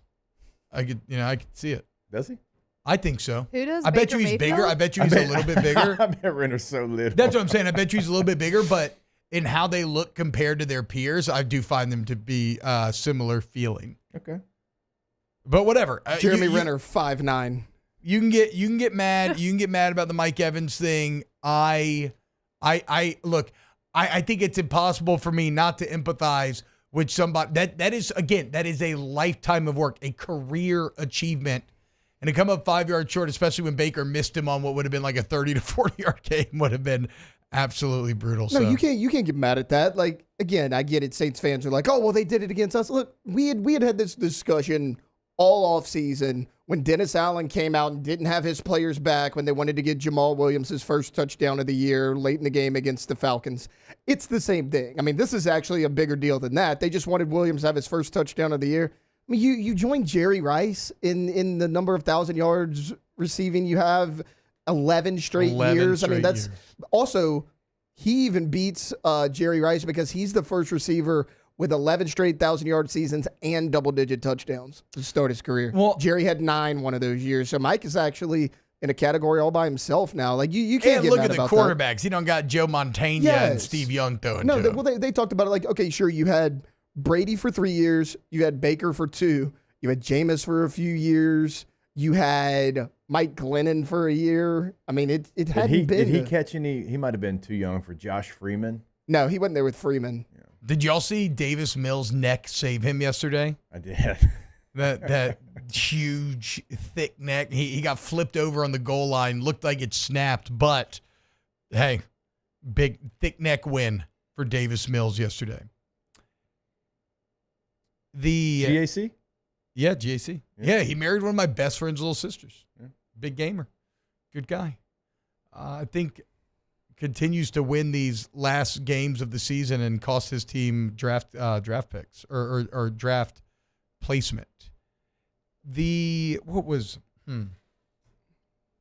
thought I had one more thought. And look, if you're upset about the Evans thing too, like whatever, the Falcons didn't make the playoffs. So that's kind of the silver lining in all of it for the New Orleans Saints. I did see the GM of the Bucs. There's that video of Cam Jordan saying after Brady left, well, now they're just going to go back to being the same old Bucs. Well, last year they made the playoffs, and the GM quote tweeted it. This year they made the playoffs, and so he quote tweeted his quote tweet of Cam Jordan saying they're going to come back to being the same old Bucs. It sucks, but Tampa clearly the class of the NFC South right now. And unfortunately, with how the season's ended for everybody in the division, it's very hard not to feel like the Saints are the worst. Because with Bryce Young potentially coming online, will it be a flash in the pan? That doesn't continue. The Panthers, then even winning a couple. And so now you're like, oh, well, okay, they have their young quarterback. Penix looks awesome in Atlanta. 5 quarterback objectively in the league. Wouldn't, and even if you take quarterback out of it, these other teams have young talent. Yeah. You do not. Like Xavier Legette, Bucky Irving's a rookie. I can listen to Xavier Legette do interviews for just ever. Xavier Legette have the best accent in the NFL. Yeah, it's solid. Yeah. I mean, that is a deep country accent, Bo. It's super solid. I can't imagine like some of his teammates that are from the West Coast or, from the Northwest, wherever they're from, actually. Man, that happens. Yeah. Oh, yeah. No, they freaked out. They ain't ready for that. So that's wild. Tampa's won the South 4 years in a row. Yeah. Doesn't even 4 feel years like in a row. it. And the year before that, they were a wild card team. They beat the Saints in the playoffs and won the Super Bowl. You 2-0'd him, and then you lost in the third game rematch because you lost because it's Tom Brady in the playoffs. Well, I mean, I guess, look, credit Todd Bowles because, what's his name? Bruce Arians retired after that. And everybody's like, does Todd Bowles really deserve this job? Yeah. He wasn't great with the Jets, and he's won 4 straight NFC South titles. It's true. It's a good point. And doing it without Tom Brady. Because also at the time, it was like Brady forced Arians out, and Bowles is just Brady's pick because Tom Brady gets what he wants. But Bowles has done well post-Brady. So the Saints, arguably, like I said, looking like maybe the worst team in the NFC South, but at least they have a top 12 quarterback in Derek Carr. They do, T-Bob. Let's go! For those that don't remember, if Derek Carr did not finish the year as a top 12 quarterback, I was going to have to castrate myself live on the show, and yet Tay hit him with the Carfax one more time. So I did not look at like yards, touchdowns, all that. He didn't play enough games for all that. Yep. NFL QBR leaders sitting at number 10 with a 101 rating, Mr. Derek Carr. Let's go, dude! In terms of NFL completion percentage in 2024, Derek Carr comes in at number 9 with 67.7%. Woo-woo. And in yards per attempt, believe it or not. YPA? How do you feel about pushing the ball downfield, Jake? Derek Carr comes in at 10 He's tied with That ain't about no 4. check down, Charlie. He's tied with about 4 guys for 10, so he's really on the verge of falling out of the top 12, but 7.7 yards per attempt. Tidy Derek. The same as Kirk Cousins, Josh Allen, and Justin Herbert. That is, the yards per attempt stat is particularly funny because it reminds you what a marathon of a year it's been for the New Orleans Saints. Because remember, there was a time when Carr was throwing deep balls to Rashid Shaheed. Well, the first 2 games and both of the guys year, might as well not exist. The first now. 2 games of the year, he was throwing like 30-yard passes every play. So I would like to say thank you, guys. You know, again, I told my wife this a couple of days ago. Sometimes the burden of being perpetually correct can be heavy. I bet that went to bear. well. You know, my give me low back problems. Just some days I'm like, you know, Lord, can you just? So you know what? If this is my cup, I will sup from it. Yeah. And here I sit, right once again, Derek Carr, top 12 quarterback in the NFL. How about it, guys? Yeah. So you're saying if you had the opportunity to take 12 quarterbacks right now for the Saints, you'd still stick with Derek Carr? I think, okay, let's do a fun thing. Give me 13 through 16 on the QB. Give me the 5 guys behind Derek Carr in QBR. QBR. You went off rating earlier. Or quarterback rating. Yeah, you didn't do QBR. 11 is Jaden Daniels. 12 is Jordan Love, and 13 is Brock Purdy. Oh, taking all those guys over Carr. Those guys, I think they're a bit overrated. You know, I mean, based on QB rating. If we're just going by QB rating. Yeah. Okay. No, that's a good hypothetical by you because I would obviously, I would shoot myself through the fat of my thigh to take any of those quarterbacks. The 3 that are right in front of him, Justin Herbert, then Josh Allen, then Tua Tagovailoa. Damn. Hey, Derek's really good at faking it. You know? Yeah. What can I say? Also didn't play like a full season. All right. How about this one, T-Bob? For completion you little man, I don't have percentage. to cut my nuts off, Alondra. No, I didn't want that to happen for you. Sorry for you. I didn't want that for you. Sounds like you did. But it's okay. It would have been good content because for sure. you're not going to get it. Because once again, I'm safe. How about for completion percentage? Now, keep in mind, Derek only played 10 games, so that probably helps him a little bit. One of these guys you may or may not take, but would you take Derek Carr or Patrick Mahomes? Because Mahomes is at 10 and Carr's at 9. Mahomes is at 10. If Kirk Derek Cousins Carr is played 11. with Andy Reid, it would be no different than it is now. Kirk Cousins is 11. Kansas City would be just as dominant with Derek Carr. What about Kirk Cousins at 11? I would actually not take Kirk Cousins. What about Lamar Jackson at 12? I would, again, shoot myself through the fat of my thigh for Lamar Jackson. If I get a doctor to line up the bullet so it would not hit like a major artery or cause any bone damage or anything, yeah. Where's Joe Burrow on that QBR list? What is the top 5? I just want to know what's the top 5 quarterback rating. For rating, Lamar, Goff, Burrow, Mayfield, Jalen Hurts. Wow. And you're taking all those guys over Derek Carr. Like, that's not. Well, I mean, duh, but you knew the top 5 is going to be incredible. The QBR is Lamar, Josh, Burrow, Jaden, Jordan Love. Jaden's 5 QBR. 4. 4? Whoa. Where does Carr come in QBR? Well, if he would have qualified, which I don't think he did, he'd be between Matthew Stafford at 12 and Baker Mayfield at 13. I mean, just right on the freaking edge. Yeah. He is the walking football Mendoza line. I mean, just like you never. If you're a little bit better, Derek Carr, there's a chance your fan base is happy with you. If you're worse, your fan base hates you. Yeah. Thank you, DC. We'll always have 2024. Also, thank you for getting hurt. It probably helped me. That did help you. The completion percentage. I'm sure helped. I'm glad, yeah, because like the receivers with the crap after that, it would have gotten way harder to keep those numbers up. Yes, it would have gotten way harder without Shaheed and Olave out there. So thank you to DC for having the gumption to try to jump over that man on a second down scramble, like a real man does. Foxhole guy, Derek Carr, putting it on for the team. And sorry. Hey, I know he got hurt, but that was one of the funniest plays. It is. It's gallows humor is funny, certainly. Wasn't it also like second down? Yeah, it was. That's what I'm saying. It was second down. It was That's second why it was down. so It would have been like funny. 3rd and 2. Like, why'd you do that? Shout out Darren, because he was inspired by Darren Rizzi. Is that right? And shout out Darren Rizzi, all tongue-in-cheek joking aside. I thought Darren Rizzi did as good of a job in just a god-awful situation of bringing some excitement at times and at least putting an okay product out there despite being, I mean, he had to MacGyver this thing.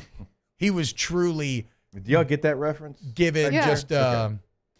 just a sack of crap worth of ingredients and told to make a meal. Speaking of quarterbacks, Tay-Tay's favorite team had a new quarterback yesterday. How'd you feel about that? Who played? Played better than I thought he would. Trey Lance Who? played yesterday. What? Yeah, he hair over 50% completion, actually closer to 60. 234, no touchdowns, no picks. Bro, this ain't the 90s. You don't get to say over 50% completion like it's a positive.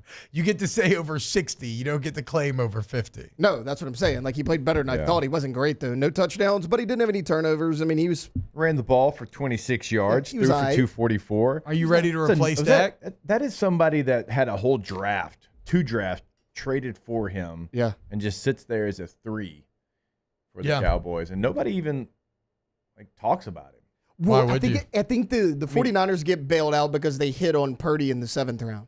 They don't hit on Purdy and they miss badly on Trey Lance. People talk about that a lot more. #3 overall pick. That's wild. He McGrubered it. I agree. He McGrubered it. He didn't MacGyver it. He McGrubered it. Rizzi did.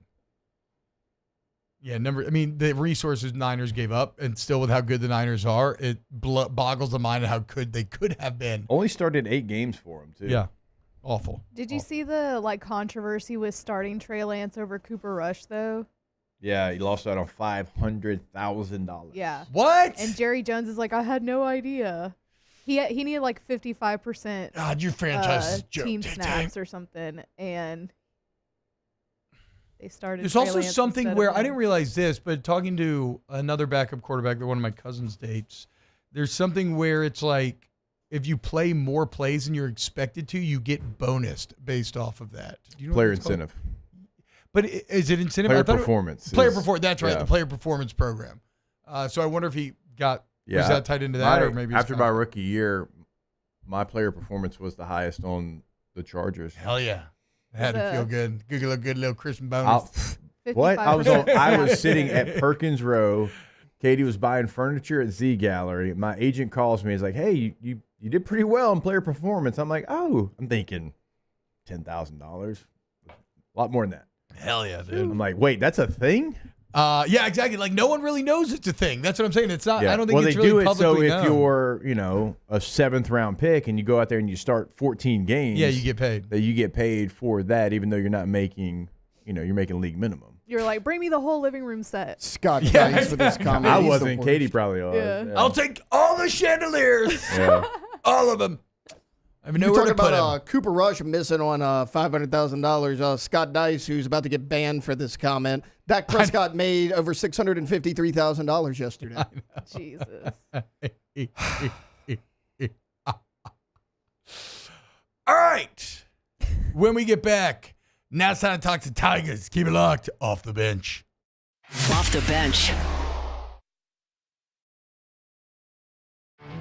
There it is, the extra mile, on the border of expected and extraordinary for those willing to go further, like vans customized for work or play, with safety and tech to keep you connected, supported by a 5-star sales, service, and finance team, and backed by the 1-star you know.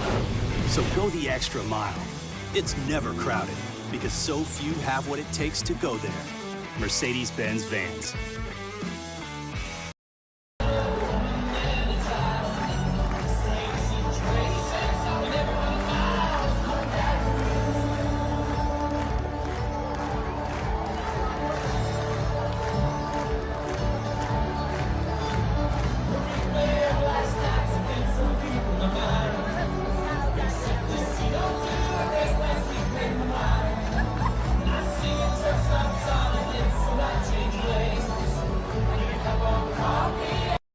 Electricity is all around us, and our families depend on it. Every day is sparked by the power of a cold drink or a warm meal, a movie night, and a comforting light at the end of a dark hallway. From sunrise to sunset, playtime to bedtime, our team is ready to take care of your electrical needs. Even in the case of an after-hours emergency, the light in your life shines brighter with Mr. Electric. Hey, it's Matt Moscona. For years, you've heard me tell you about Insurance Network of Louisiana, helping you find better coverage for less money. But it's not just for your home and auto. They also offer commercial property. So, retail stores, professional offices like doctors, dentists, attorneys, clothing boutiques. Insurance Network of Louisiana can find you better coverage for less money. They service the entire state of Louisiana, and they're local. So call today at 293-0450 or lainsurance.net. Jerry and Benny Payne began Central Plumbing Company out of their driveway in Tanglewood Subdivision. 50 years later and 4 generations down the road, we continue to serve Baton Rouge and the surrounding areas for all of their plumbing needs. Residential, commercial, industrial, or hospitality, Central Plumbing is here 24/7, 365. We want to thank our customers, family, and friends for 50 years of success. And looking forward to 50 more. Gulf Coast Office Products is a nationally recognized Savin office equipment dealer based right here in Louisiana. Over 100 employees strong, Gulf Coast has the boots on the ground to support all vertical markets, from education, engineering, legal, and finance. With the latest in office technology, from desktop to production segment units, Gulf Coast and Savin have the perfect fit for you. Call 225-756-2644. That's 756-2644 for Gulf Coast Office Products.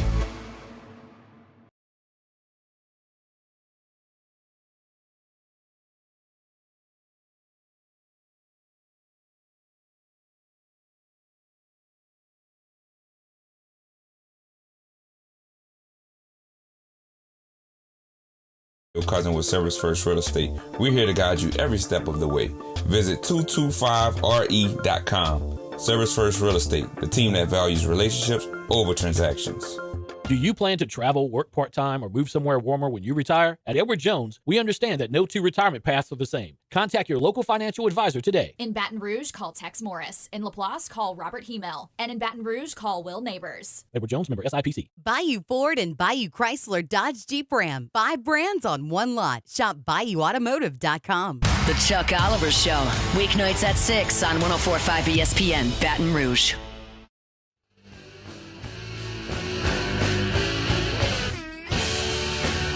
Welcome back to the 9th-ranked morning sports show in America. Off the bench.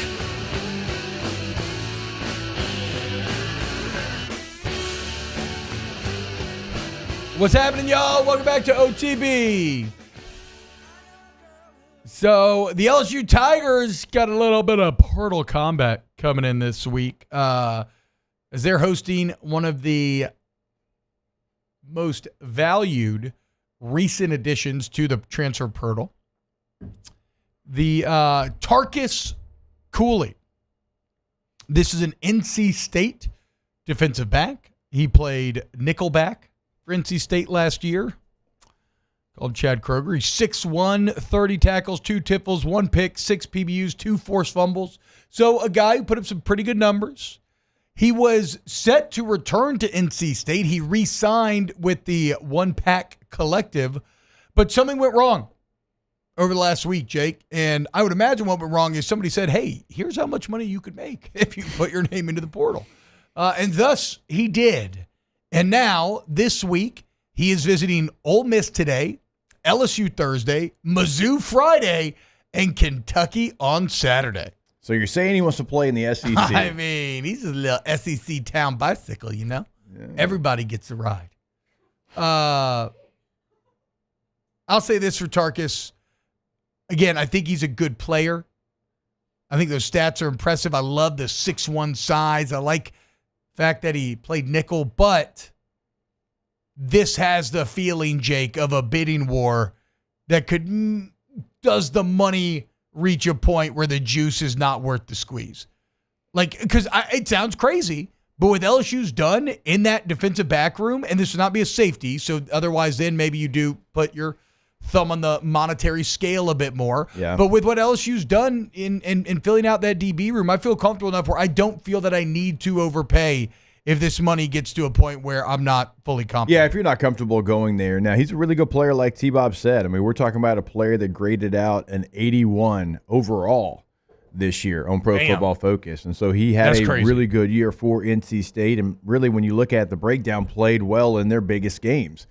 So if it was a safety, yeah, you do whatever you got to do. And I'm still waiting to hear some of those names because, you believe there's names that are still – at least to last week, maybe still involved in the college football playoff. I don't know if those names are still involved, coming up in the Cotton Bowl and the Orange Bowl. You need safety help. Now, corner would be a little, at this point, a little lagniappe because of what you've done so far in the portal. Now, you'll always add if you can, certainly like if the price was right, but you need a safety. You need a safety in a bad way. I mean, you're losing some veteran players there. You've got some young players, but you need, I would say 2 safeties, not just one. And Cooley's somebody that's 205. I'm not saying he couldn't play some safety, but, yeah, this guy's a corner. So if the number is right, yeah, absolutely. But if it gets into a bidding war, like you said, T, I think you save those resources for safety. And tackle. And maybe even another, lower-end tight end. Now, what Trey'Dez Green was able to do in the bowl game gives you a lot of confidence. You're also bringing in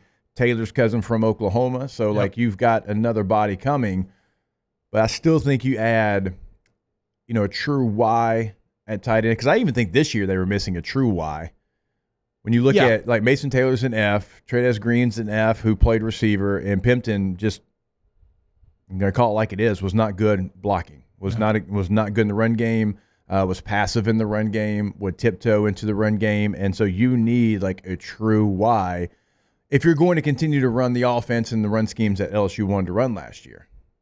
So it's something to keep an eye on. But again, visiting every SEC team this week, basically, we'll see where Cooley ends up. Speaking of adding to the team, here on OTB, we are very, very pleased to be adding a new partner. That's right, guys. Pelican Roofing. Okay, the #1 top-rated roofer that you need to know. Hundreds of 5-star reviews, a winner of the 2019 Better Business Bureau Integrity Award. If you need any roofing help in Baton Rouge, Lafayette, surrounding areas, we're talking 0% financing for those who qualify. Okay, you get free estimates. Go to pelicanroof.com, 225-228-2865, pelicanroof.com. Guys, again, you go on the website, you can see the gallery. It's going to blow you away. You see the reviews. You understand why Pelican separates. And again, we are very thankful for everybody who chooses to team up with OTB. So if you're listening out there, you want to support us while helping yourself, you're going to go to pelicanroof.com. Shout out Pelican. Baton Rouge, Lafayette, anywhere, we got your back.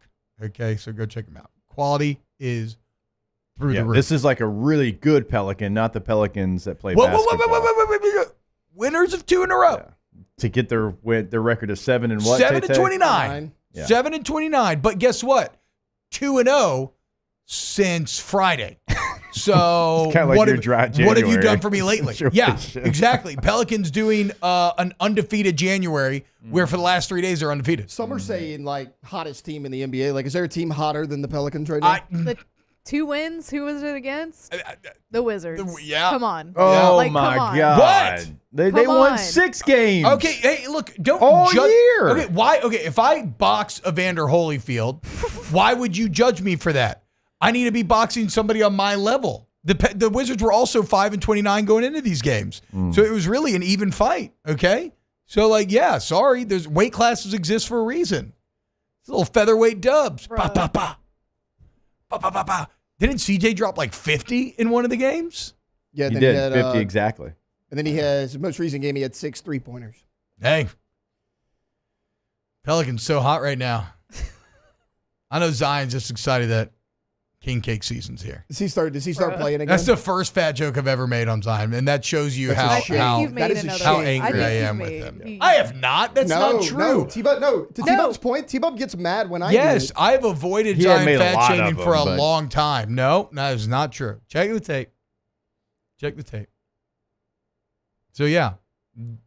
Now, to be fair, Pelican Roofing probably doesn't want to actually be associated. That's what I was trying to do. I mean, you're right. Trying to separate the Jake two. is right. Jake is right in the end. Pelican Roofing is only like the 2-0 Pelicans. Okay. Thank you. Not like the 5-29 Pelicans. Yeah, the ones that started hot are the ones that beat the Wizards the last couple of nights. Yeah, they're like C.J. McCollum. Yeah. When he dropped 50. Yeah. Basically. All right.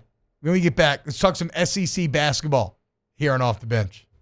Off the Bench. Go to centralplumbing.org, centralplumbing.org, 925-8552, 925-8552. You go to Central Plumbing, and you already know, man. That's your one-stop plumbing shop. Speaking of partners that we love, they've been sponsoring this show for even longer than I've been here. Shout out to the Payne family. Shout out to Central Plumbing. 24/7 emergency service, licensed, bond insured employees, flat rate pricing, excellent warranty coverage. You can't hit them with any problem they don't know how to solve because they've been doing it for 50 years, guys. Go to centralplumbing.org. And again, it's not just repairs. If you want remodels, upgrades, your one-stop shop, centralplumbing.org, centralplumbing.org. Yeah, with this weather, make sure that you're doing what you got to do to make sure you secure those pipes. But if, for some reason you didn't and you got a situation, give Central Plumbing a call. They will fix it up right. That is 225-925-8552. Check out the website as well for what they can do for you in the remodel game at centralplumbing.org.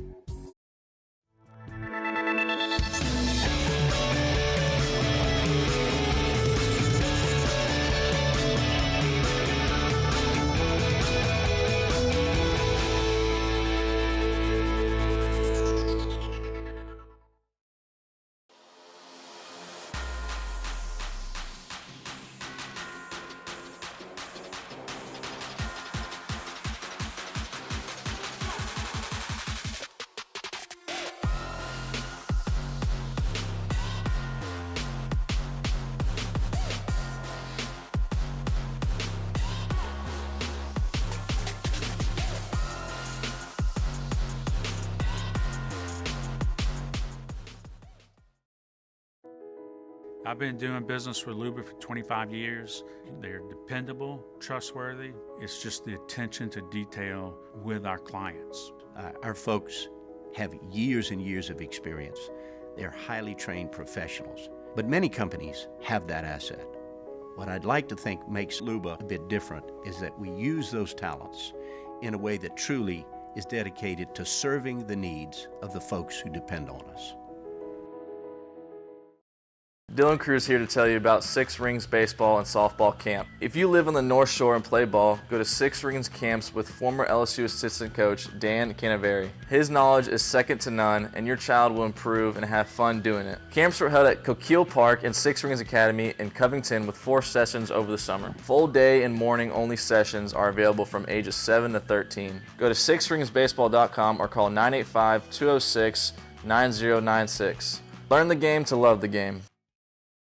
Breck teamed up to reimagine your parks, and you imagined big. With your help, we went to work, creating 12 beautiful community parks across the parish. A family-sized water park, miles and miles of trails, and parks just for your dogs. There are more places to splash, to explore, to run wild, and even soar. You imagined, we delivered. Gold. Breck, your #1 park system in the nation. Electricity is all around us, and our families depend on it. Every day is sparked by the power of a cold drink or a warm meal, a movie night, and a comforting light at the end of a dark hallway. From sunrise to sunset, playtime to bedtime, our team is ready to take care of your electrical needs. Even in the case of an after-hours emergency, the light in your life shines brighter with Mr. Electric. When it comes to choosing energy for your family and your home, make the smart choice with natural gas. You can count on efficient and affordable natural gas to keep you comfortable. And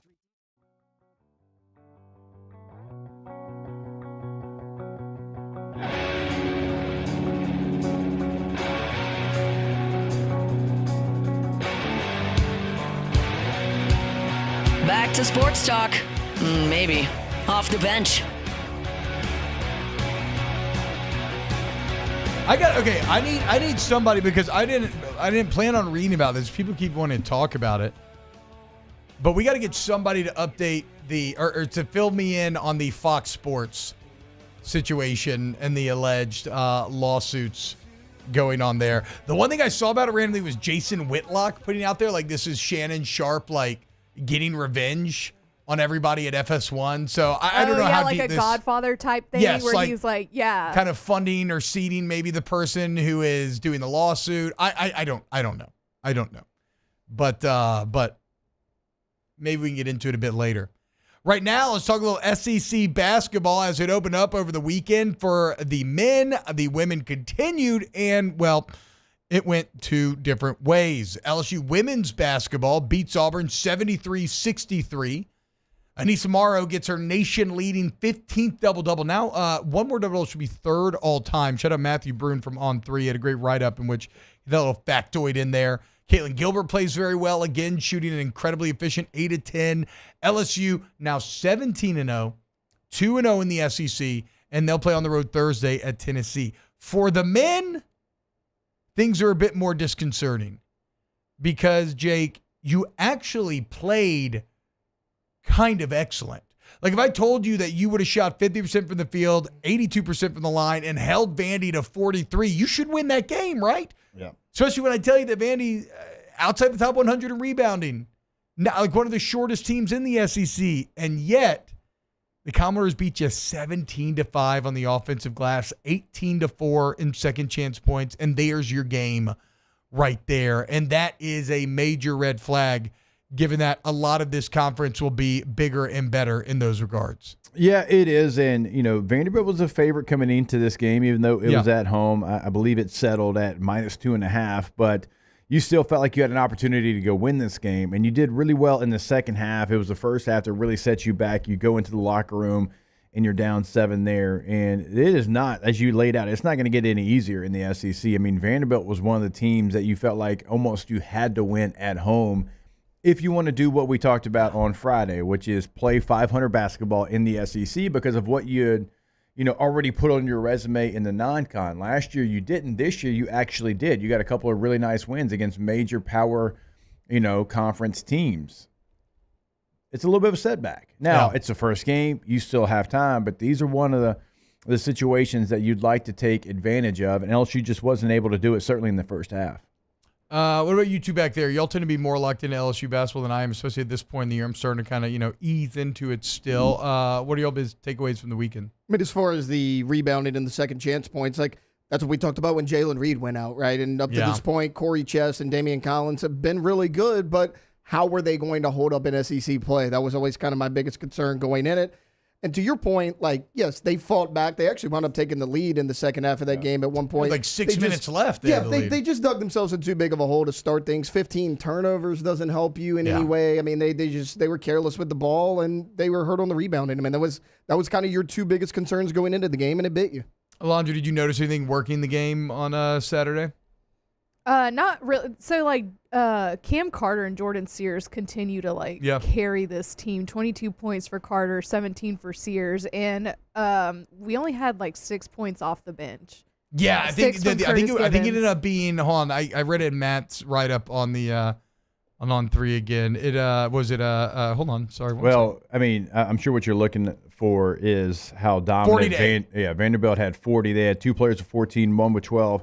Off the bench, and you had 8. And Victorious Miller had been somebody, and we talked about it on Friday, that had given you a lot off the bench, and he doesn't score a point. And so, look, he had 4 rebounds, and so there was things he did to contribute to the team, but he also had 3 turnovers.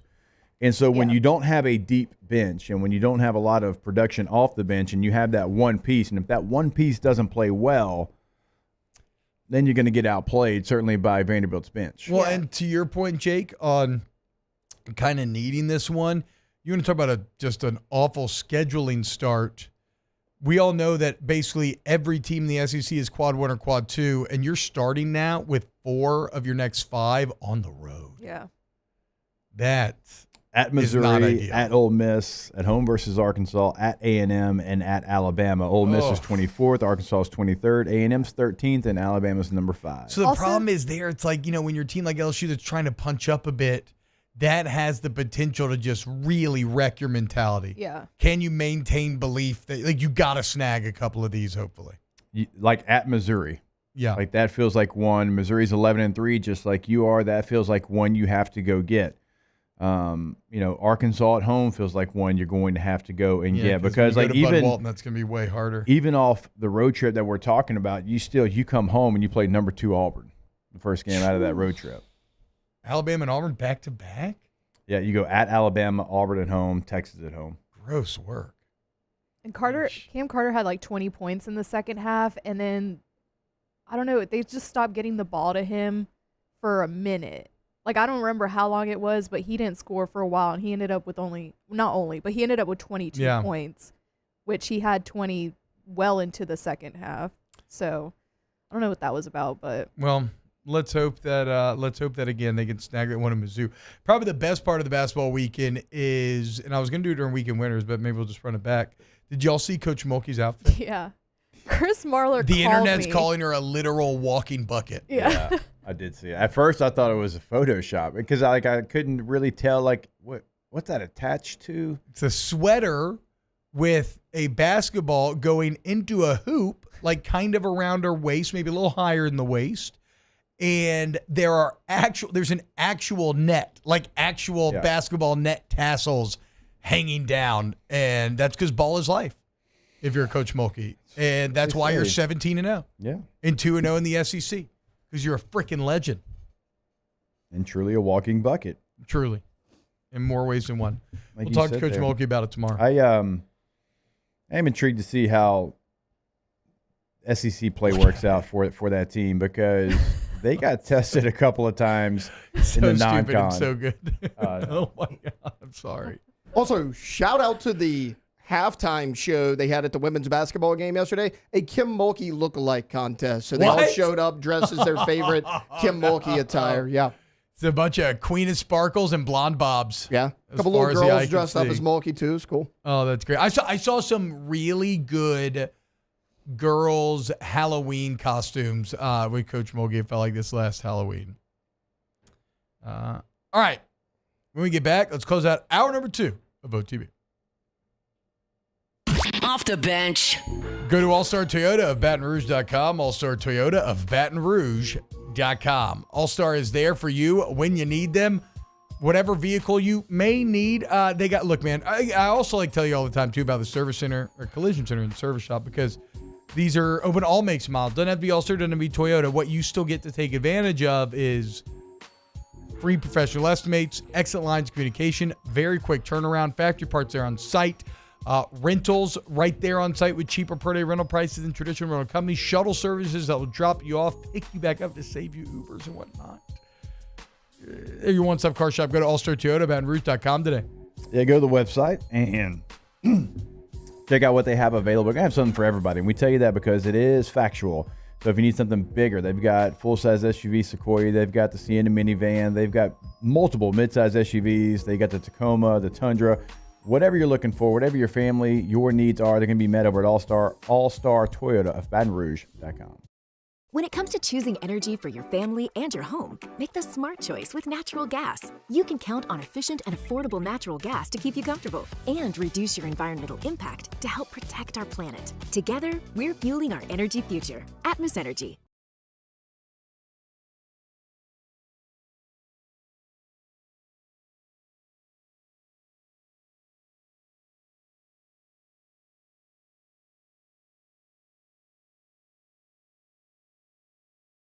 At Atmos Energy, our smart choice solutions help customers save energy and emissions with rebates up to $500 off high-efficiency natural gas appliances, smart thermostats, and weatherization upgrades. Together, we're fueling our energy future.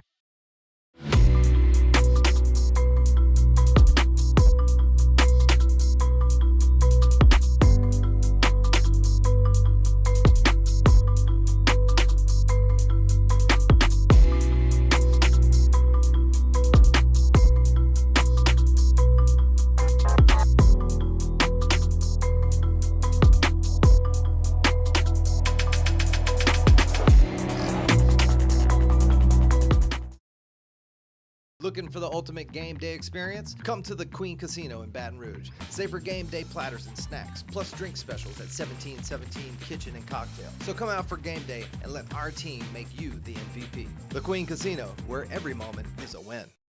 At Bayou Automotive, we believe in a sales process that puts you first. We want you to experience an easy purchase with clear pricing and great service. Let Bayou Ford and Bayou Chrysler Dodge Jeep Ram be your trusted partners in finding your perfect vehicle. The crew at Bayou Automotive is going to do right by you. Breck teamed up to reimagine your parks, and you imagined big. With your help, we went to work, creating 12 beautiful community parks across the parish. A family-sized water park, miles and miles of trails, and parks just for your dogs. There are more places to splash, to explore, to run wild, and even soar. You imagined, we delivered. Gold. Breck, your #1 park system in the nation. Hey, it's Matt Moscona. For years, you've heard me tell you about Insurance Network of Louisiana, helping you find better coverage for less money. But it's not just for your home and auto. They also offer commercial property, so retail stores, professional offices like doctors, dentists, attorneys, clothing boutiques. Insurance Network of Louisiana can find you better coverage for less money. They service the entire state of Louisiana, and they're local. So call today at 293-0450 or lainsurance.net. Jerry and Benny Payne began Central Plumbing Company out of their driveway in Tanglewood subdivision. 50 years later and 4 generations down.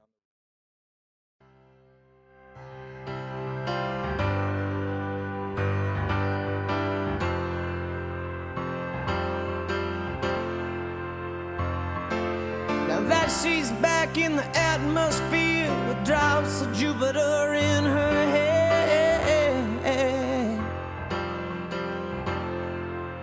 Welcome back to the 9th-ranked morning sports show in America. Off the bench.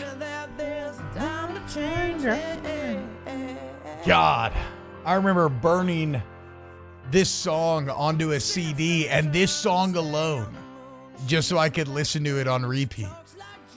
A hit. What? It's a hit. Yeah, it is a hit. I went to a piano remember bar. downloading it overnight on Napster. Ooh. Overnight. Took it overnight. For real. Yeah. You have were you 18 hours left on Meet Virginia. It took forever. I went to a karaoke bar, or no, piano bar when I was in Texas, and the guy did this song, and the whole piano bar was jamming. Oh, God, I love a piano bar. I love a piano bar. What is the best bar song where you know everybody's going to join? Sweet Caroline, everyone's going to sing. Yep, That's a true. generic That's a good one. one. That's a good one, though. Tell you what, I requested this one when we were up in so we went to a Branson? piano bar. No, we went in Shreveport. There was one. Oh, it was right yeah. by our hotel after the Cody You stayed Johnson downtown? concert. There was a it was actually called Sweet Caroline. Yeah. That was the name of it. Yep. And I requested Black Crows. Yeah. Hard to handle. It was yeah. really that one got people going. That was a good one. I'm trying to think of another one I he think- played. I like Wagon Wheel. People always sing Wagon People like Wheel. Wagon Wheel. That's a good one. I like Benny and the Jets. Yes. Yeah, hell yeah. I mean, everybody's reminds me like of Fever piano man. Pitch. Like, I mean, I piano think bar. any Elton John's going to play great That's in true, a piano very bar, true. obviously. Crocodile Rock. Crocodile Rock is all of another them, He one. yeah. did do You Ought to Know, and everybody was singing that one too. So, Oh, he did In the Air Tonight. Okay. without the drums. No, he had a drummer there. Oh, that's cool. It was That's badass, yeah. That's I was going to say. Yeah, Tiny Dancer, I agree. I mean, again, any. Tiny Any Dancer Elton. and Almost Famous when they sing it on the bus. It's a great scene. Yeah, Wipe Me Down, Yeah. Get Low. JV's right. Yeah, back that ass up. Yeah. Yeah. Classic piano bar song. Yeah, this. Now maybe in Louisiana. It's actually quite beautiful on the piano. If you guys haven't heard it, you might get some. I love a piano bar. Shout out Hot Boo Down Twitter. Hit me up. Quoting a King Cake Baby video saying he's back. Thank you, Hot, but I'm just going to say the King Cake Baby doesn't hit the same when you're 9 and 27 or 7 and 29, unfortunately. Yeah. It's 2 in a row, T-Bob. It's fun when tuna. Got to start somewhere. You know what? Against the worst team. Heralding the comeback of the King Cake Baby. Maybe the King Cake Baby ends up propelling this team to a run. Definitely not. But yeah, it's hard for anything to be like cute or fun when everybody's just full of rage. Yeah. Yeah. Like the excellent Denzel Washington line, rage pours out of you. like milk out of a tin. Just awful. Just an awful line by the Gladiator Riders. Really awful line. I have to see this movie now. I have to. It's not, but see, so that's the problem. It's definitely not though. Like it's not so bad. You don't turn it off. It's not so bad. It's good. Like it's not like some abject disaster. It ends up being very middle of the road because some parts are okay. Which might be worse. It is worse. Yeah, like that's worse. Because like if it's so bad, you can sit down and enjoy how bad it is. But yeah, that middle ground is just. I love a good bad action movie. Yeah, exactly. You know, love it. Awesome. Coliseum stuff is cool. Yeah. Just like seeing Rome is cool. Always like Gates of Rome. Lacking something. Memphis came in and he's like, "Y'all watching a pirate movie?" And I was like, "What?" Because they were fighting in the water on ships in the Coliseum. I'm like, "That's actually not a bad question." I wish, but of course, why would you do this? You have limited time to move. There'd be no point in this. But I do want to know how did they used to flood the Coliseum? Because they had all sorts of like under rooms under the Coliseum. Were those like watertight? That's what I was wondering too. Like, did they put up a water gate or? Yeah, I don't know, but I know they used to do it. They used to do mock naval battles in there, and it was very cool. They dropped sharks in there. That was tight. You know, I hope that's true. I should look that up to see if that's true or not, because that was crazy. Yep. But yeah. What's the best bad action movie? It's tough. Yeah. I mean, the later Fast and the Furious would qualify. I mean, ish, yeah, for sure. Yeah. I mean, those are action-ish. Yeah. No, those are not action-ish. Those are, I mean, I haven't seen them, so I shouldn't, from people who rave to them about me, they seem like truly kind of, like you were saying, like epitome of really dumb but good fun action. I tell you what, you go back and watch some of the older James Bonds that don't hold up as well. Well, I mean, Moonraker when James Bond goes to space. Those are like still like too. I'm thinking like Steven Seagal type stuff where like I'm gonna watch it. Oh, yeah, I'm gonna watch it, but you're like, maybe not the best. I'm not having anything. Or like Cobra with Sly. I love Cobra. Bruce Lee movies. Bruce Lee movies would probably qualify there. But then that's kind of its martial arts movies. I feel like are almost its own category in some ways. Face Off. Yes, thank you. That's what I was looking for. That's the best one ever. For sure. Speed, I legitimately think Face Off has the best opening 20 minutes of any movie ever, and I'm not exaggerating. The way that character outside of Full Metal introduction, Jacket, the way that Castor Troy just leaps off the screen is it's unparalleled. It's unparalleled. Nick Cage just going full unbridled Nick Cage. All right, hour 3 coming up next. Off the bench. At Bayou Automotive, we believe in a sales process that puts you first. We want you to experience an easy purchase with clear pricing and great service. Let Bayou Ford and Bayou Chrysler Dodge Jeep Ram be your trusted partners in finding your perfect vehicle. The crew at Bayou Automotive is going to do right by you. The Windsor Senior Living Community in Mandeville, Louisiana is a beautiful, vibrant apartment community geared towards seniors. They are nestled right in the heart of Mandeville, where seniors live a more carefree lifestyle in spacious apartments with the peace of mind that comes from having a little extra help. Call the Windsor at 985-624-8040 to schedule a lunch and tour. Come see how the Windsor can be your passport to peace of mind. Looking for the ultimate game day experience? Come to the Queen Casino in Baton Rouge. Wall-to-wall TVs mean you'll see every touchdown in HD. Place your bets and feel the thrill of every play with our DraftKings Sportsbook. The Queen Casino, where every moment is a win.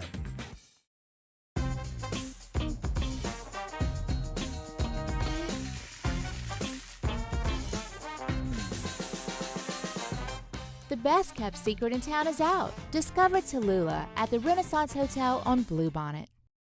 Dylan Cruz here to tell you about Six Rings Baseball and Softball Camp. If you live on the North Shore and play ball, go to Six Rings Camps with former LSU assistant coach Dan Canaveri. His knowledge is second to none, and your child will improve and have fun doing it. Camps were held at Coquille Park and Six Rings Academy in Covington with 4 sessions over the summer. Full day and morning only sessions are available from ages 7 to 13. Go to sixringsbaseball.com or call 985-206-9096.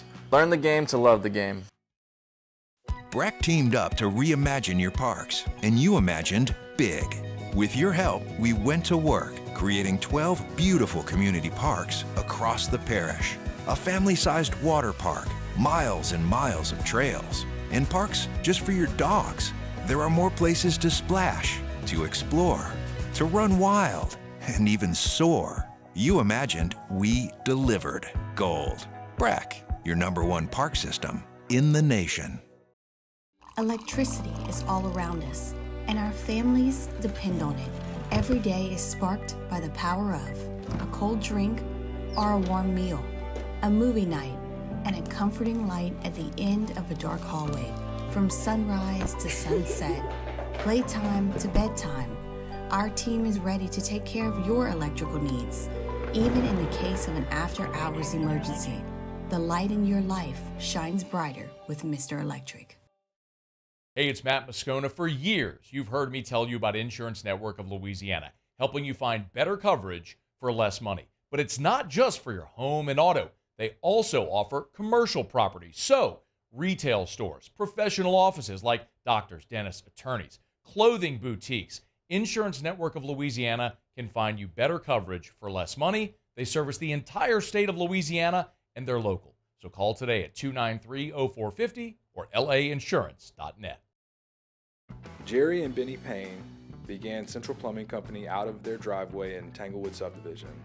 50 years later and 4 generations down the road, we continue to serve Baton Rouge and the surrounding areas for all of their plumbing needs. Residential, commercial, industrial, or hospitality, Central Plumbing is here 24/7, 365. We want to thank our customers, family, and friends for 50 years of success. And looking forward to 50 more. At Atmos Energy, our Smart Choice solutions help customers save energy and emissions with rebates up to $500 off high-efficiency natural gas appliances, smart thermostats, and weatherization upgrades. Together, we're fueling our energy future.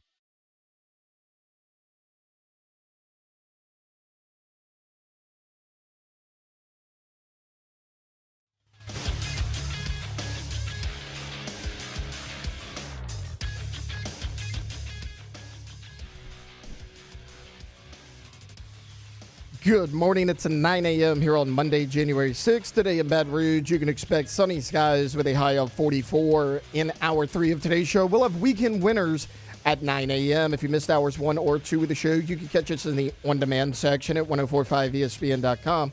You can also follow us on Twitter or Instagram at OTB_ESPN and watch us on YouTube at the 1045 ESPN channel. Hour number 3 of Off the Bench, live from the Mercedes-Benz Baton Rouge studios, starts now. It's the most wonderful time of the year.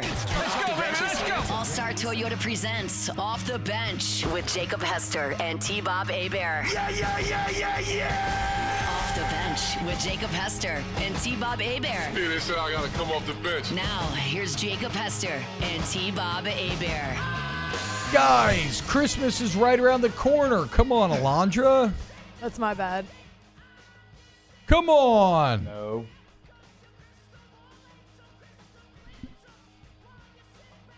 I took all of them off of the hotkeys except for that one, because if I take it off, then there's a blank space left, and I don't like that. I need something to replace it with.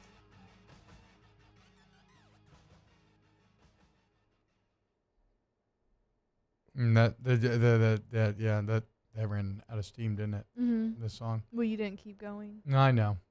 Turns out if you're doing a live radio show, one of the keys to kind of making it work is talking. Yeah. So, Taylor, have fun. You just talk the whole hour. I kind of need to catch up on some emails and stuff. So wait, you could have said anything else. Everybody in this building knows that there's two people that will never be true. I check my email once That's a week. you, and that's Don't put me. words in my mouth. I check my emails at least once a week. Most people check them twice a day. It should be better. It should be No, better. I am you. You or me. We are the same in this. I'm not saying that. We're both really bad at it. Yeah. But so I got emails. I was about to say, he probably does have I do. emails. That's what I'm saying. I do. I got to see what's but if you looked at coming in his the old phone, inbox. there'd be like 35,000. Yeah, emails there right is. now. Literally, I think we're at 20-something thousand, 25,000 now. But the problem there is, like, I've had this email address, the Gmail at least, for so many years that at this point, it's like it's just a venereal, disease-ridden corpse of an email account. It's been passed around and used and abused by so many different companies selling its data over and over and over again. Yeah. My email account is, I feel bad for it. But at the same time, I don't want to change everything over. That's a lot of work. Yeah, it's too much work. That's too much work. Then you'd be like nervous, like the one person that doesn't have it. You need them to have it. I mean, now I don't know how you're going to see anything new. What do you mean? Like if somebody really needs to send you an email. Oh, I know. It is truly. Why don't you just through hit select all, delete? Mountains of crap. You know what I mean? What? Just select all, delete. I did that on my texts. I got rid of like a few hundred texts. Emails. And I read them all. I hit mark is all read. And now we're back up to like 100 something already. It just. Marking them as all read and reading them. Yeah. I guess that is very different things. Well, that's what Jake was saying, though, just to delete them. I meant emails, yeah, for sure. Yeah, saying the same thing. Yeah. Not saying to read all 25,000. There's only so many Fabletics ads that I need thrust into my inbox, Like I'm a firm believer. I'm a subscriber, Fabletics. Let's go. They got community notes today on Twitter, which I was laughing about. Who did? Fabletics? Mm-hmm. I don't know what that means. Because they had some ad that was like a fake Snapchat, and it was like, what, is this real? And it's like, shorts for $10 or something. And the community is like, no, this is not real. You have to get the subscription. Then you can get the shorts for $10, whatever. I'm That's not why here I to, never did Fabletics because I of the do. subscription. Yeah, Jake loves Fabletics. I love it. I get new stuff every month. There you go. Yeah. Katie does too. Hell and yeah. Jackson. I've heard good things about it. I just can't bring myself to pay that These subscription joggers right fee. here? Those are Fabletics. Yeah, Fabletics. I'm in my cozy dad from Santa Claus sweater era, so I have no need. You did wear that Friday. I wore this. I got two brand new sweaters for Christmas that I love. I saw somebody at church who had something on this on a few weeks ago, and it just really struck me. I was like, I need to be an adult, and I need a sweater like that, and I need to wear sometimes like a collared shirt under it to let people know that I didn't go collared shirt today, but to let people know that I am put together and responsible. I need a belt though. As soon as I get a belt, then I'm going to be complete. You don't own a belt? No. You don't have a belt? Not one that fits. Not one that fits. It sucks. I got to get one. Hey, bro, you just get your old drill bit and you just. I thought you joke. I did. Yeah. I thought about it. Knox a couple of weeks ago went to his first middle school party. Hell yeah. And he needed a belt, and I was like, well, I don't have one that'll fit you, but let me get the drill out and we'll drill a hole in there and get to Easy work. money. And it did work. How'd the dance go? He said it went well. You know, I was like, did y'all talk to each other? He's like, not really. All right. Any grinding? No grinding. They left room for Jesus. Yeah. Well, they don't go to a private school, but we at Evangel, that was supposed to be the rule. Oh yeah, they used to get I was a little grinding machine. My Still school used to ours. get so mad at me. I could see that. I could see you causing problems at the private school dance. Yeah. Seems like it. Did they do the little balloon thing? I went to public schools. We didn't do it, but you see it on TV. They're like, you put the balloon, and if it pops, you're too close or something like that. No.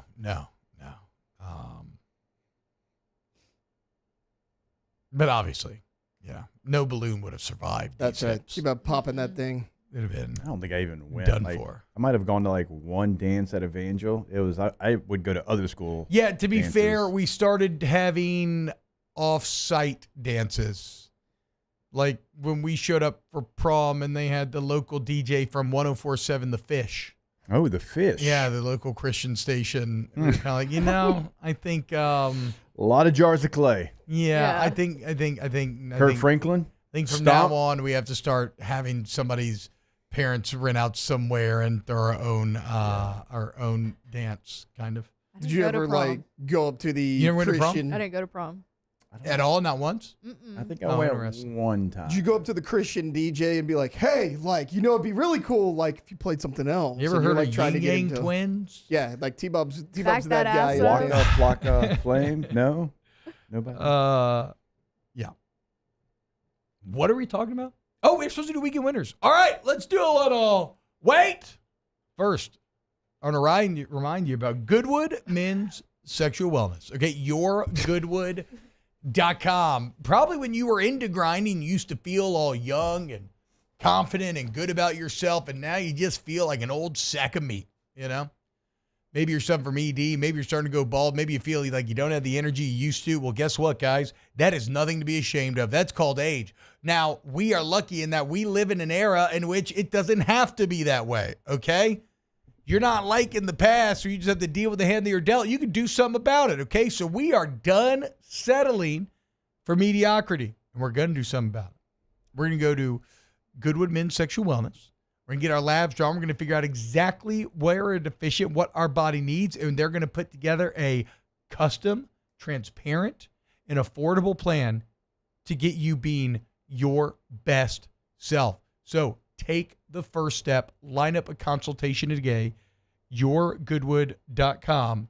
YourGoodwood.com. Goodwood Men's Sexual Wellness. Shout out to him. All right, let's do a little weekend winners. That's how winning is done. That's right! We can't have anyone freak out there, okay? We've got to keep our composure. We've got too far. I'm by winning. I win here and I win there. Now what? Are you doing what it takes to win a championship? Wow, winning. Well, then I guess there's only one thing left to do. What's that? Win the whole thing. All right, my first weekend winner. Again, it's everything that LSU did with Coach Mulkey over the weekend. Taylor, give me the video of the Coach Mulkey lookalike contest. It was fantastic, but especially the woman that wraps up the video here was absolutely wonderful. Coach Mulkey's fit, as we said, a certified weekend winner as well, walking bucket and whatnot. And, is that coffee? What are they pouring in there? And Coach Mulkey's team, 17-0, now 2-0. And look at this one right here. That is excellent. She's got the blonde wig on. She's bringing the intensity just like Coach does. She's got her daughter with the wig on, ready to go. Oh man, that is perfect. Weekend winner. Shout out to LSU Sports Properties or whoever came up with that idea. Really good. The stance there was really good. Yeah, the stance at the end. Yeah, with the hands on the knees. Yeah. Weekend winner, Los Angeles Chargers. Let's getting go. into the postseason last week. Better seed this week, right? Better their position. Now they get a chance to go play the Houston Texans and not have to travel to Baltimore. Even just how far the travel is going to be. I mean, certainly, a quicker trip to Houston than it would be to Baltimore.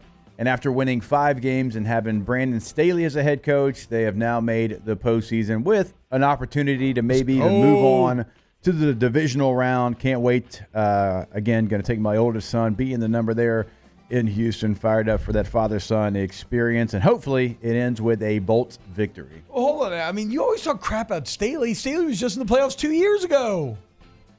What have you done for me lately? And who feels better, Harbaugh or Staley? Also, how did that game go? Yeah, exactly. Yeah. I asked Jake if he had PTSD earlier. The turnaround Harbaugh affected is actually insane to think about. Going for 5 wins, now looking so competent. His NFL resume is it is really well, staggeringly consistent. And also, I was probably one of the ones that criticized him during the draft. A lot of people wanted him to go receiver, right? And different receivers. Actually, a report came out that the Chargers were going to either go Joe Alt or Brian Thomas Jr. At number 5. And so they had BTJ as their number 1 receiver on the board. But instead of going receiver at 5, they draft Alt to shore up the offensive line. They go get Lab McConkey. They trade up in the second round to get him. And certainly Lab McConkey's over 1,000 yards this year, been one of the better receivers in the NFL. So their draft strategy at the time, questionable, played out really well for him. Yeah. Harbaugh's a genius, man. Also, I was thinking about this. Imagine going from Ann Arbor weather-wise to now L.A. Ooh, boy. Heaven. You've done emerged out the other side. Yep. Okay, weekend. I'm going to give them weekend losers. Everybody at FS1. They're basically all of them were named in a sexual assault lawsuit. But Skip Bayless being probably the main one, he offered Fox Sports hairstylist $1.5 million to sleep with him. So, okay. We should say allegedly. Allegedly. And I would also according say to the lawsuit. some of these skip quotes that I've seen feel very tough for me to believe that they are real. Some of them I enjoyed. Some of them are pretty they're, funny. they're almost written like Yes. you're writing a comedy. That's what I'm saying. One of them's like, you're Muslim, aren't you? What do you got, like 4 foot? Your husband have like 4 or 5 wives? Like, I'm like, I don't know, man. Maybe so. Maybe Skip said, I don't know. I guess that's for the that's true. for the courts to decide. But that some of it feels a little extreme. He offered the hairstylist a $1.5 million to sleep with him, but this lawsuit is also alleging that Joy Taylor basically slept her way to the top, if that's how you want to put it. They said that she was sleeping with an executive, then she started Charlie sleeping with Dixon, and then with Emmanuel Acho. Yeah. And then allegedly the hairstylist told her like, oh, maybe you shouldn't sleep with both of them at the same time. And she was like, Joy Taylor allegedly said that she wasn't going to let Charlie Dixon push her out like he does all the other females. Yep. And that if that were to happen, she was going to say that he forced himself on her. Hey. So... I mean, look, heady play by her. It's not a good look for an exec to be sleeping with the talent, with somebody they have direct power over. Also, I feel like the same way that there's like... also, like, if you were going to say... I agree. It's not a good look. But, like, if it's all consensual and also, like, if you have this plan of, like, I'm going to say he forced himself on me, then I think that just, like, hurts people who have like actual. Yeah. If that is true, absolutely that hurts. Yes, it's a Jussie Smollett situation for sure. If that was actually the plan, but again, this is all alleged. What I'm also saying is like, you know how there's like lawyer-client privilege or whatever, where stuff's like in the makeup chair. That's an intimate setting. There should be some sort of protections here. I would feel very betrayed if I was Joy. If my hairstylist. Yes. Yeah. I thought we were girls. Yeah. You know, female to female. We're sitting here every day hanging out. But I guess you could say weekend winner Emmanuel Acho. I don't think. I mean, but he took down videos in which he's like praising Joy Taylor. Which why, bro? That's a bad look. Bad look. Just leave it up. Like the video wasn't bad. He was just it wasn't. Smart, professional, and have. That people are pulling out though are kind of cracking me up because it's like, A, how do you have time to find these videos? B, you're kind of telling on yourself without us. I mean, nobody knew anything. I'll just say but now this. Looking back, it's like the videos are a little funny. I'll just say this, Gordy, you better give me what I want during these contract negotiations, or you know some stuff's gonna come to light. You understand? You know I got this job. How? Tell us. I can't yet. I told you that's my ace up my sleeve. Should it need to be played? Tay-Tay? Yeah, weekend winner for me, Jahmyr Gibbs. He had 4 touchdowns yesterday in the win over the Minnesota Vikings that gave him the number 1 seed. Alabama guy. Gibbs became the first Lions player to lead the NFL in scrimmage touchdowns with 20 this season since Barry Sanders all the way back in 1991. When he had 17. Gibbs also set the single-season franchise record for touchdowns yesterday in that 4-touchdown performance. So weekend winner, Jahmyr Gibbs. And kind of crazy because at the time they drafted Gibbs, they saw DeAndre Swift, right? And he was all right. Yes. You said Gibbs, 12 overall? Yeah, but they felt that they were really complete elsewhere. They could use a big upgrade, and I'll be damned, Jahmyr Gibbs hasn't. He's been great, him and Montgomery together. Y'all remember, like, late in his recruiting process out of high school, he was going to Georgia Tech, but LSU missed on a back. I forget who they missed on. And LSU put like the full court press on Jahmyr Gibbs to try to get him to flip from Georgia Tech. And they weren't able to do so, obviously. Ends up at Tech, then goes to Alabama. But, I mean, he very, very easily could have ended up an LSU Tiger. Oh, if you watched him at Georgia Tech, you know how good he was. I mean, I remember the day he entered the portal and he announced he was going to Bama, I was crushed. I was like, this dude's going to be a problem. And, I mean, he just continues to get better. He's only 22.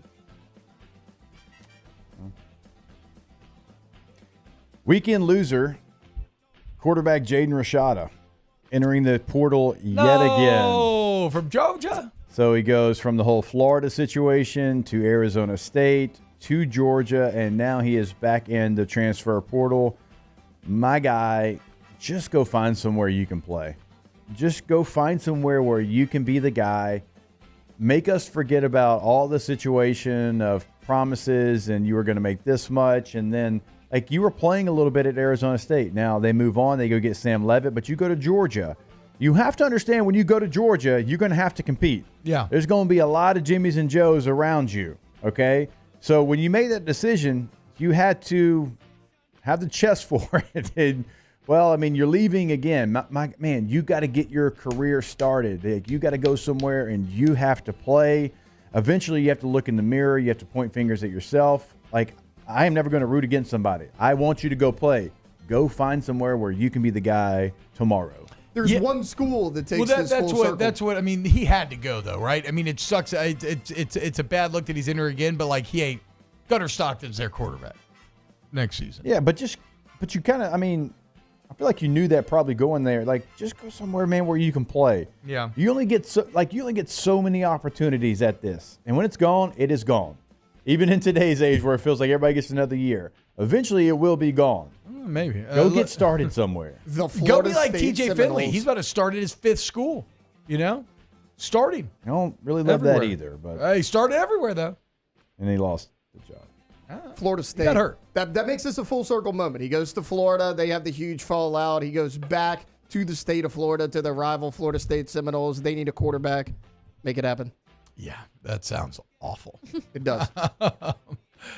My next weekend winner.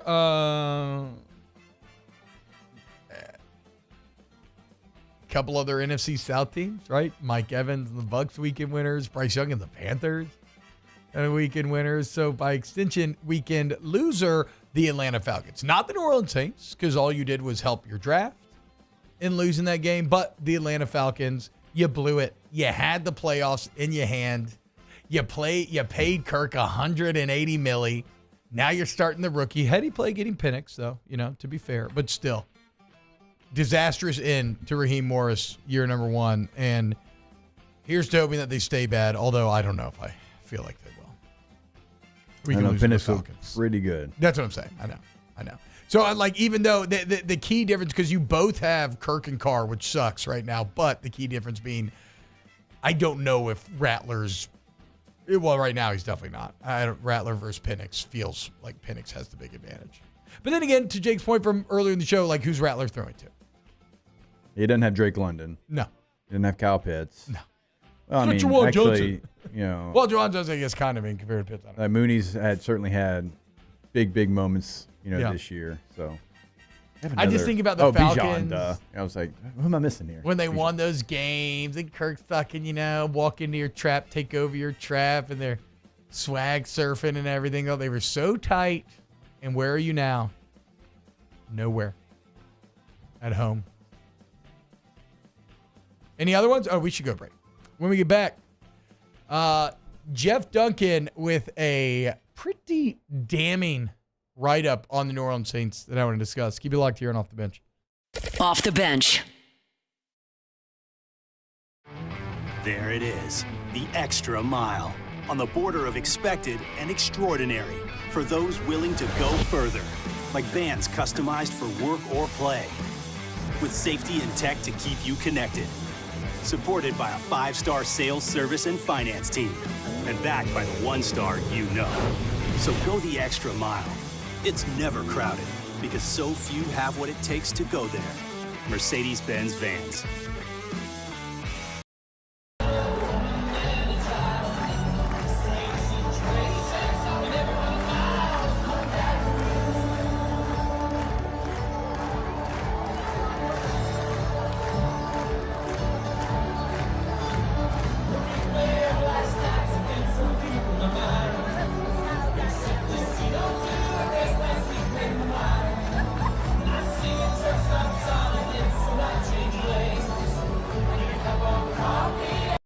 Gulf Coast Office Products is a nationally recognized Savin office equipment dealer based right here in Louisiana. Over 100 employees strong, Gulf Coast has the boots on the ground to support all vertical markets, from education, engineering, legal, and finance. With the latest in office technology, from desktop to production segment units, Gulf Coast and Savin have the perfect fit for you. Call 225-756-2644. That's 756-2644 for Gulf Coast Office Products. I've been doing business with Luba for 25 years. They're dependable, trustworthy. It's just the attention to detail with our clients. Our folks have years and years of experience. They're highly trained professionals, but many companies have that asset. What I'd like to think makes Luba a bit different is that we use those talents in a way that truly is dedicated to serving the needs of the folks who depend on us. Dylan Cruz here to tell you about Six Rings Baseball and Softball Camp. If you live on the North Shore and play ball, go to Six Rings Camps with former LSU assistant coach Dan Canaveri. His knowledge is second to none, and your child parks, and you imagined big. With your help, we went to work creating 12 beautiful community parks across the parish. A family-sized water park, miles and miles of trails, and parks just for your dogs. There are more places to splash, to explore, to run wild, and even soar. You imagined, we delivered. Gold.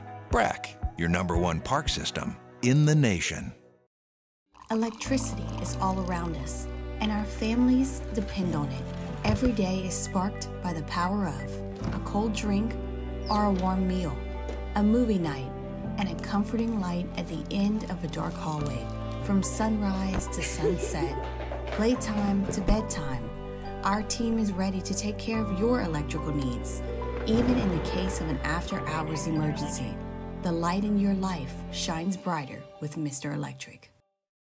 Hey, it's Matt Moscona. For years, you've heard me tell you about Insurance Network of Louisiana, helping you find better coverage for less money. But it's not just for your home and auto. They also offer commercial property. So, retail stores, professional offices like doctors, dentists, attorneys, clothing boutiques. Insurance Network of Louisiana can find you better coverage for less money. They service the entire state of Louisiana.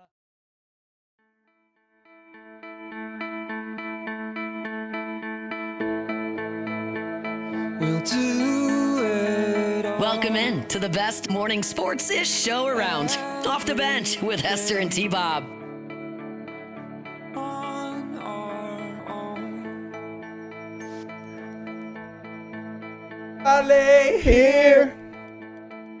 We don't. Sorry, I know my mic was on. I what's didn't up, care. y'all? I was ready. It's fine. You were just early. Well, I know. I was just singing it. I wasn't going to wait for it the whole time. You didn't have to wait that long. Hey, I know you're feeling all, jubilant and happy. This is January 6th, but you need to pump the brakes, okay? New year, I'm just, If she's No, not I ready- don't. Finish that statement. I actually don't know. You panicked. You hit a filler phrase, and then you had nothing to follow up Well, on. I was going to go into New Year. I mean, hey, there you go. It's a new year. I was going to go into a whole thing, but I was like, nobody cares. Look, if she's happy that it's January 6th, she'll really love this. Today is Jameis Winston's birthday. Happy birthday, my guy, we do Jameis. love Jameis here on the show. Happy birthday, Jameis. We miss you. Epiphany. I miss you. I wish that Dennis I Allen know, would have I let you miss- play. I miss Jameis. An offensive coach would have let him. Only 2 years older than me, which is just, I was crazy. also What gonna the hell make- am I doing? Yeah, I know. I feel that, dude. He was born in I 94. mean, I'm looking like, at Kenny Dillingham out here, damn near making the college football semifinal I'm playoff. 5 years older than Kenny Dillingham. I know. It's so. yeah, sheesh. I am in my 40th year. You're talking about Joe Brady being head Oh, coach gosh. of the Saints, and he's He's so young. 12. Yeah. I was going to 34. make the J6 joke in reference to J6. Tay-Tay, but I've never heard it called J6. I like J6. that's what everyone calls it. Oh, that's great. But you J6. beat me to it, so. So I love on Twitter, one of the premier Saints fans and one of the premier Saints Twitter follows is Datboy Wolf. And he tweeted this out. He says, Jeff Duncan spitting. I might have to unblock him. Parentheses, I won't. So regardless of whatever beef he has with Jeff aside, the excerpt that he highlights on his Twitter is very honest. And I hope the Saints recognize it. And I hope they engage with it. Jeff writes, quote, "The Bucs have done what the Saints tried and failed to do. They adroitly navigated a roster transition while repairing their salary cap and managing to not only remain competitive, but win the division along the way. They clinched a 4th consecutive division title with their win against the Saints and have a roster full of talented young prospects to ensure a promising future. Hopefully, the Saints are honest in their assessment of the team and the entire football operation. They can't fool themselves into thinking they're better than they are. They need to remove the rose-colored glasses and be honest with where things stand. The Saints are much closer to the team that finished with 4 consecutive losses last season, the team that finished with 4 consecutive losses than they are to the one that opened the season with back-to-back blowout wins. The worst thing they can do is think they're close. They're not. And the first step to recovery is admitting there is a problem. I mean, absolutely nailed it. Absolutely. And something that is concerning, because everything I've heard from the Saints, or from what people who know about how kind of that front office thinks, is that they maybe view themselves in a light that is a bit unearned. You know, they kind of view themselves like the Steelers a bit. They don't want to be reactive. They think they're very, consistency, and in the end will be proven right. I mean, remember, Mickey Loomis did not even want to fire Dennis Allen after the 7-game losing streak. It took a directive from on high. And remember, this is a team that continued to think that they were close the last couple of years. And I know the record, I know the reasons why, but it is untenable at this point. You cannot continue with this facade, this charade, this fraud of a roster. No. And the other part on this is No. It did cause me to really actually appreciate what Tampa has done, because he nailed it. Yeah. They got the bridge quarterback that ended up being good. They managed to fix their broken cap while still investing in young players, while the Saints just get older, more injured, more decrepit, and less good at quarterback as the years have gone on. Yeah, we've said it for really the last couple of years. Credit to the Saints for having their window open for as long as it was, because it typically does not stay open that long. It just doesn't. No. And theirs did. For over a decade, it stayed open. But it is slammed shut right now. And it really has been for 2 years now. You could probably say 3. Yeah. They are reluctant to move on, though. They've been stubborn in moving on. They've got older pieces, and even pieces that are still good players. But when you're in this spot, you can keep some of those guys to pair them with younger players and try to make the best unit. But they have held on to too many of those players. They've held on to too many people familiar with the program as far as coaches and who they bring in and who they let stay around for a long time. And they are in purgatory right now because of it. Their salary cap is a mess. And look, so many people, when we say that, they roll their eyes like they'll figure it out. Okay, well, have they figured it out? No. They can't go get a big-time quarterback because of where they're currently at right now. They can get a bridge quarterback, a Derek Carr. They can't go get a top-tier quarterback. They haven't drafted one since Archie Manning in the 70s. Like, we all know that. The draft choices that have hit, they've hit for other teams, not your team. Yeah. Like, that's a problem. It's a real problem. And, like, even this year in this draft, like, I think Kool-Aid McKinstry had a really nice game yesterday. He did. Mm-hmm. But that wasn't your biggest need. Mm-hmm. You had other needs that were bigger than that. And I know you traded Marshawn Lattimore, but I still would argue that, a playmaker on the outside was a bigger need. There were certainly needs that were not met in this last NFL draft, and that's really been the story of the Saints. And I don't know if it's going to change. It feels like you're going to continue on down the road with more of the same, because that's what it's been. Now you have a top 10 pick. What are you going to use it on? Like, nobody knows. It's probably going to be some edge rusher with a high, athletic score that's from UTSA or UTEP or Sacramento State. No. Well, Sacramento State, they got a lot of money. Yeah, that doesn't mean anything. I would say, if I want to go maybe just a ray of sunshine through the clouds, Fuanga was a great first-round pick.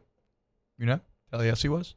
Starts at left tackle his entire rookie year. Does pretty well. Like, I think, that's successful maybe, if nothing else. But yes, I completely agree with Jeff's assertion that, and this is something that you see in alcohol recovery, in anything, right? The first step to fixing something, to fixing a problem, is admitting that there's a problem in the first place. And Fuanga graded out at 65 this year. Yeah, I know, but it's a rookie left tackle, bro. Same. You don't think he played well? I didn't. That was kind of rhetorical. I don't know if it was. I think you were intimating some things. You bring up a player, I'm going to tell you what he graded out as. So do you think he did well as a rookie? Do you think he was worthy of a first round I think pick? he was fine, yes. Yeah. He was fine. Yeah. I think if you redrafted it, depending on what tackles there, maybe you look. Really?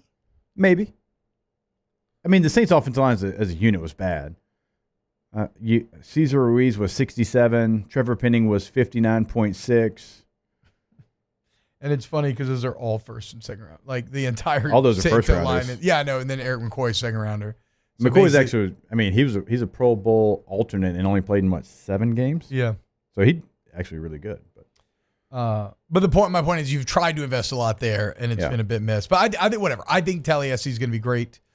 But maybe I'm wrong. Maybe this is like a Stephon Anthony situation. We're like, Stephon Anthony had 100 tackles as a rookie. But wait, he actually sucks. He just had to play because you had nobody else. You want to know a first-round pick that really, really struggled this year for the Saints that we don't talk about? Brian Brzee. I thought, but did he lead the team in sacks, but he just didn't grade out well? He just in the run game, he gets moved out of the way.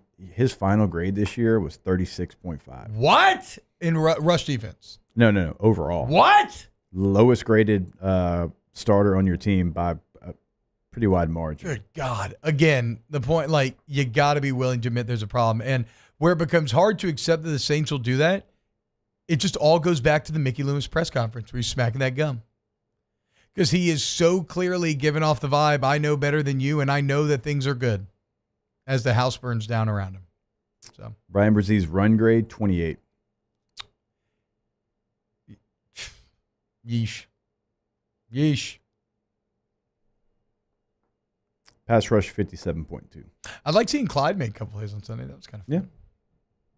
Look a little what if thick. he signed a 2-year? Look a little thick, huh? He's always. No, he's always been like a little ball and ball. He looks like he might play nose guard at Evangel here pretty soon. Well, I mean, got to get to 253 to do that. Damn. How did you lose all that weight? That was easy. I gained it, so I had to lose it. Yeah. I wonder if he signed a 2-year deal because a lot of teams. So some teams, if you sign like Clyde did, late in the season, you'll just sign a 1-year deal. You're done. But a lot of teams, they'll sign you on a 2-year deal when you do that because if you end up coming in, you play well, they want to have your control. The Broncos were notorious for it. So I wonder if he signed a 1 or a 2-year deal. I don't know. But, I mean, whatever. At this point, sure. So, again, the Saints have to be honest with themselves about how bad it is.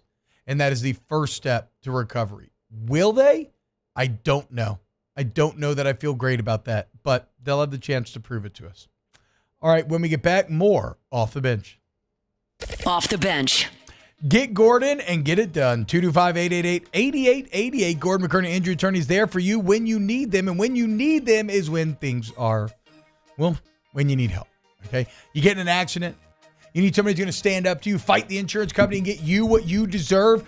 Gordon McKernan Injury Attorney is the answer. You go to getgordon.com. You can fill out your consult there. They'll get in touch with you immediately. Or you just pick up the phone and dial 888-8888. And again, they are there. Now, the website has results from past customers that you can check out. It shows you all the different cases that they handle. It shows you the community philanthropic initiatives from the team over at Gordon McKernan Injury Attorney as well, how they give back to the community that they are such a part of. And always remember to follow them on social media, where you get a lot of insight to how Gordon became a leader in the NIL space, a lot of content with your favorite athletes. Get Gordon, get it done. Like T-Bob said, go to getgordon.com. You can do it all. You can have a chat with sales right there on the homepage of the website. And it is your area code in Louisiana, followed by 888-8888.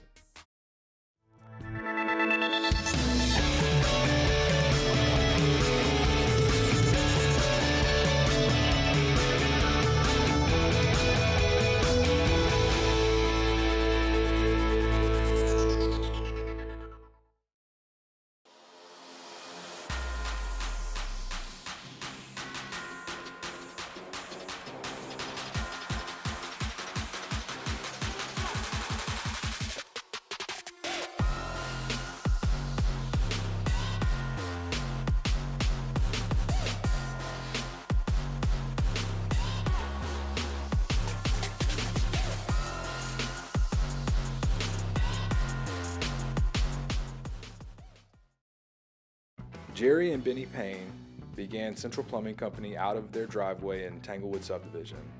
50 years later and 4 generations down the road, we continue to serve Baton Rouge and the surrounding areas for all of their plumbing needs. Residential, commercial, industrial, or hospitality, Central Plumbing is here 24/7, 365. We want to thank our customers, family, and friends for 50 years of success. And looking forward to 50 more. Gulf Coast Office Products is a nationally recognized Savin office equipment dealer based right here in Louisiana. Over 100 employees strong, Gulf Coast has the boots on the ground to support all vertical markets, from education, engineering, legal, and finance. With the latest in office technology, from desktop to production segment units, Gulf Coast and Savin have the perfect fit for you. Call 225-756-2644. That's 756-2644 for Gulf Coast Office Products. I've been doing business with Luba for 25 years. They're dependable, trustworthy. It's just the attention to detail with our clients. Our folks have years and years of experience. They're highly trained professionals. But many companies have that asset. What I'd like to think makes Luba a bit different is that we use those talents in a way that truly is dedicated to serving the needs of the folks who depend on us. Dylan Cruz here to tell you about Six Rings Baseball and Softball Camp. If you live on the North Shore and play ball, go to Six Rings Camps with former LSU assistant coach Dan Canaveri. His knowledge is second to none, and your child will improve and have fun doing it. Camps were held at Coquille Park and Six Rings Academy in Covington with 4 sessions over the summer. Full day and morning only sessions are available from ages 7 to 13. Go to sixringsbaseball.com or call 985-206-9096. Learn the game to love the game. When it comes to choosing energy for your family and your home, make the smart choice with natural gas. You can count on efficient and affordable natural gas to keep you comfortable.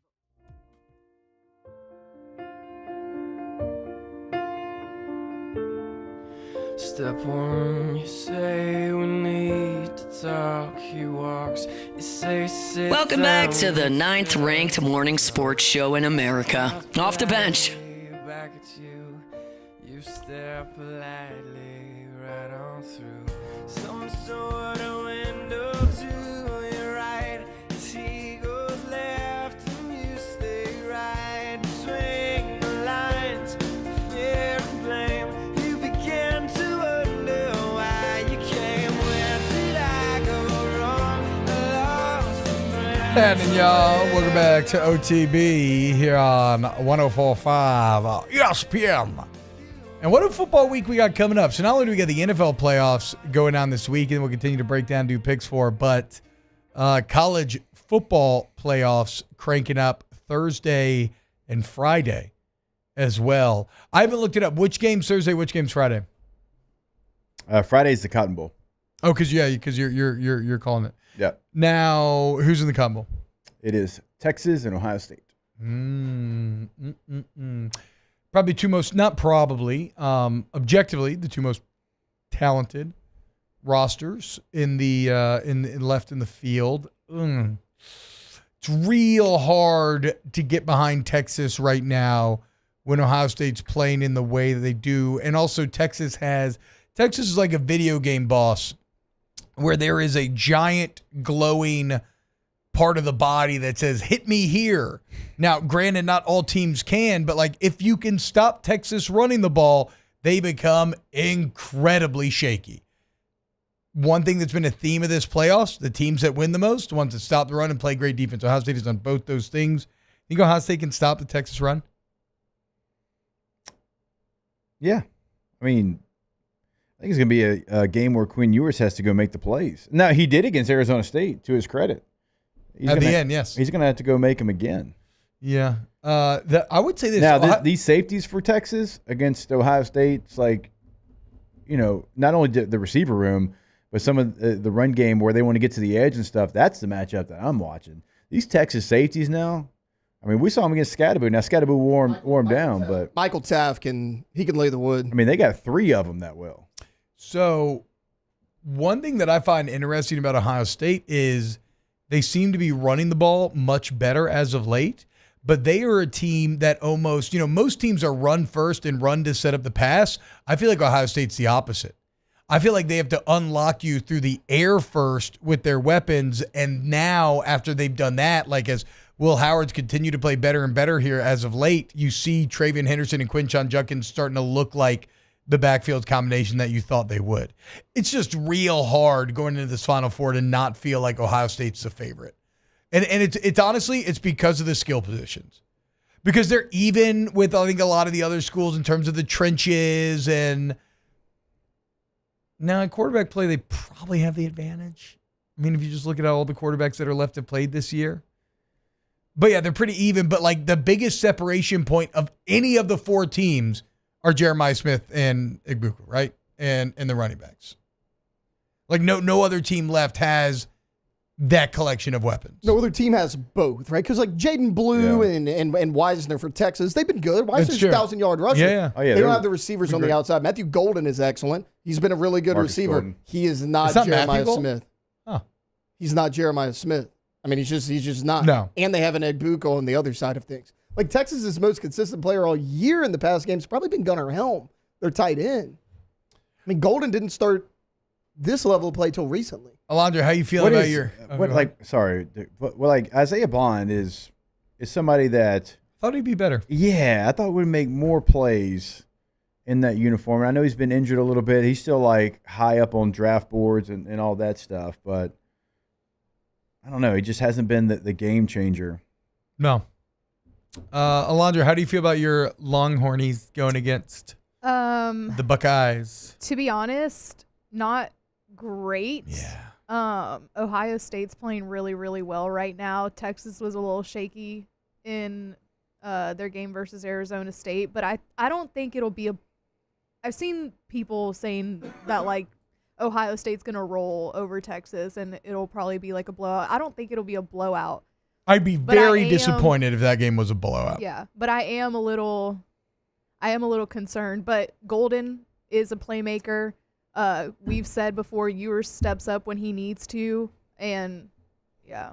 To Taylor's point, I mean, Matthew Golden's somebody that like that down the sideline just go route that Quinn Ewers can drop in a bucket.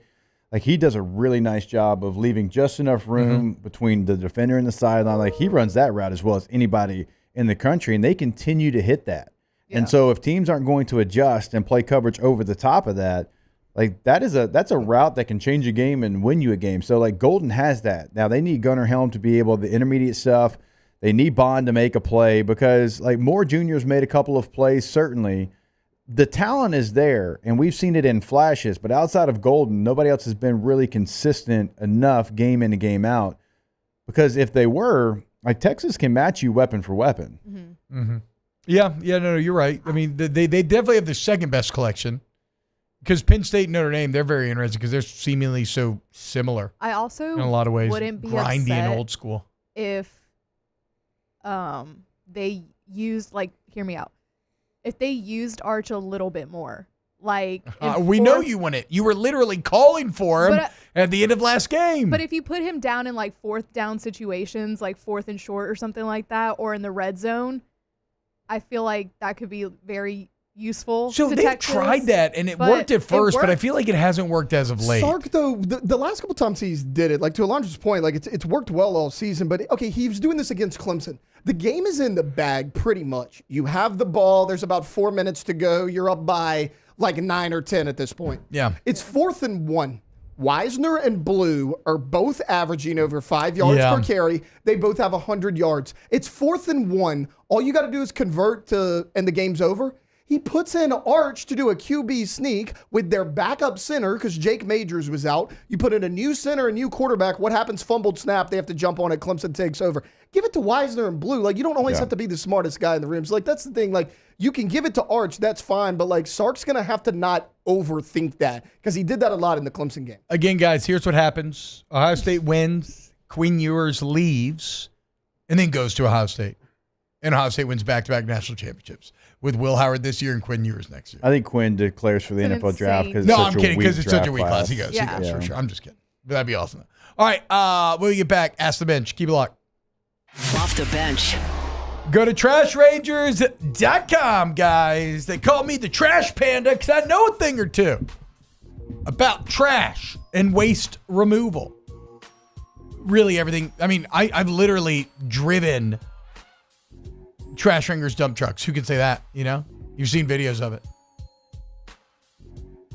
And what I've learned in all my expertise is that there's no one more reliable, no one more hassle-free, no one better for your trash removal services in South Louisiana than our friends at Trash Rangers.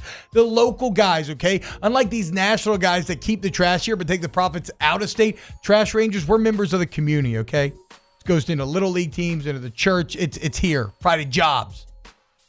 So if you're a business anywhere in the listening area, we got you. Go to trashrangers.com.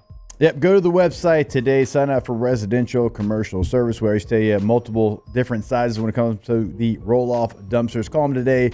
Get in contact with them. They'll let you know exactly which one you need at your project. TrashRangers.com.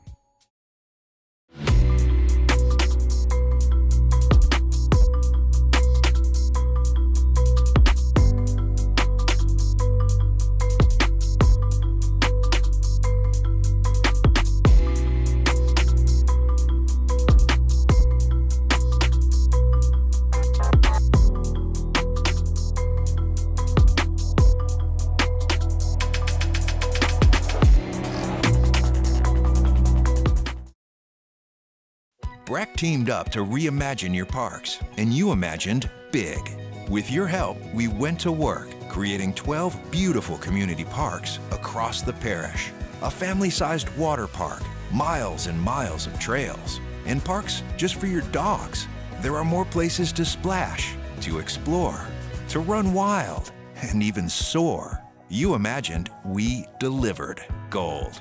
Breck, your #1 park system in the nation. Electricity is all around us, and our families depend on it. Every day is sparked by the power of a cold drink or a warm meal, a movie night, and a comforting light at the end of a dark hallway. From sunrise to sunset, playtime to bedtime, our team is ready to take care of your electrical needs. Even in the case of an after-hours emergency, the light in your life shines brighter with Mr. Electric. Hey, it's Matt Moscona. For years, you've heard me tell you about Insurance Network of Louisiana, helping you find better coverage for less money. But it's not just for your home and auto. They also offer commercial property. So, retail stores, professional offices like doctors, dentists, attorneys, clothing boutiques. Insurance Network of Louisiana can find you better coverage for less money. They service the entire state of Louisiana, and they're local. So call today at 293-0450 or lainsurance.net. Jerry and Benny Payne began Central Plumbing Company out of their driveway in Tanglewood Subdivision. 50 years later and 4 generations down the road, we continue to serve Baton Rouge and the surrounding areas for all of their plumbing needs. Residential, commercial, industrial, or hospitality, Central Plumbing is here 24/7, 365. We want to thank our customers, family, and friends for 50 years of success. And looking forward to 50 more. Gulf Coast Office Products is a nationally recognized Savin office equipment dealer based right here in Louisiana. Over 100 employees strong, Gulf Coast has the boots on the ground to support all vertical markets from education, engineering, legal, and finance. With the latest in office technology from desktop to production segment units, Gulf Coast and Savin have the perfect fit for you. Call 225-756-2644. That's 756.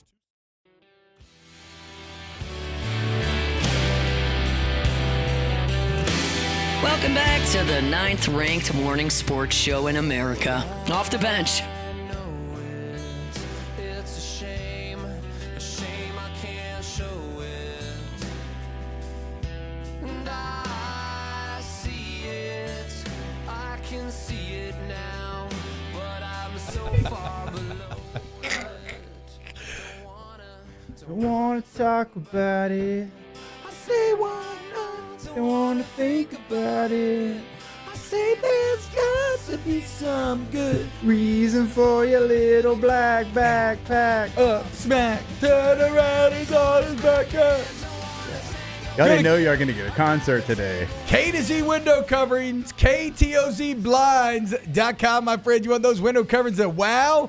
Blinds, shutters, shades, drapery. It's all there at K to Z, okay? Brandon Barton has over 2 decades of experience. He's going to come into your home, see exactly how sunlight interacts with your home, and give you options to take your home to the next level. Remember, Complimentary installation. Work with all price points, okay? We have options to make your house the house of your dreams, okay? So get in contact with Kay today, 225-791-1220 or ktozblinds.com. Ask the Bench, brought to you by Cole, Curse Light, Vizzy Art Shelter, Blue Moon Light Sky Stitch Suite. Is Aaron Glenn the choice for Saints coach? If you go defense, he's the only defensive coach that I would be okay with. Otherwise, I would want an offensive-minded head coach to get a quarterback and move forward together. So Jake wants Matt Nagy. Ask the Bench, yeah. Favorite action movie star? Jason Statham. Oh, my God. This is impossible. I know. This is impossible. I can't. There's so many. Bruce Willis. I was thinking Bruce I'm Willis going too. Bruce Willis too. Yeah. Okay, well, Tom Cruise then. Actually, true. Yeah. It's a good one. Yeah. Even though you don't think about him like an action movie, but you're right. Like, he is. Ask the Bench, thoughts on the Saints being garbage next year, get the number 1 pick, then draft Arch Manning? Yeah, it'd be awesome. Even though I don't think Arch Sr. would be too happy about that. No, Arch Sr. wants him to go to the Cowboys. What would Arch Sr. do? Like, would said he that pull on Eli T-Mob. Manning Don't again? look at me. He said it. Would he pull Eli? Say Maybe he's not so. going to the Chargers? We're not going to. Yeah, that's what I'm saying. Like yeah. Eli, yeah. They ended up okay, though. I mean, they got Phillip the and Bench. lights out from it. Is John Gruden a good head coaching hire for the Saints? I don't think so. No. Hey, it's been too long. I love Gruden. As much as I was about Like, to say. in the Barstool stuff, it's been fun getting insight, but Ask the Bench, should Dennis Lauscha be replaced until not replace Loomis? They're all. I mean, no, it's all. They're all part of the same crew. Ask the Bench, is Matt Flynn the QAnon shaman? They look alike. Is the joke there? ooh, I got one from this weekend. Your QB1, Aaron Murray or Matt Flynn? Matt Flynn's my QB1. I'm not a Georgia fan, so Matt Flynn. Yeah. Matt Flynn. Yeah. Also, only one of them has a natty. I think they no can offense both to Aaron. be QB1. You know, can't have two QB1s. I think they can both be. I don't think by that's how it definition, works. there's Look, one. True or false? You won a national championship with a 2-quarterback system. False. No, that was you know, not false. I played oh for a national championship. my God! If Matt Flynn False. heard that, False. That was not a 2-quarterback system. No. Oh my God! You had there another is- quarterback win you the SC No, championship. it's not a There is quarterback nothing system. more you could say to hurt Matt Flynn than what Clip. you just said It's right not now. even. It's not even true. If he heard that, he might not ever come back. Clip for Wednesday. A 2-quarterback system's like that other quarterback plays. Yeah. A And shout out to substantial Ryan amount. for coming in and handling business He would in come the in, SEC get a run championship play for sure, every now but and then. No, that was that's not a Matt's 2-quarterback team. system. Yeah. Wow. Wow. No. I can't wait for Wednesday now. Unbelievable.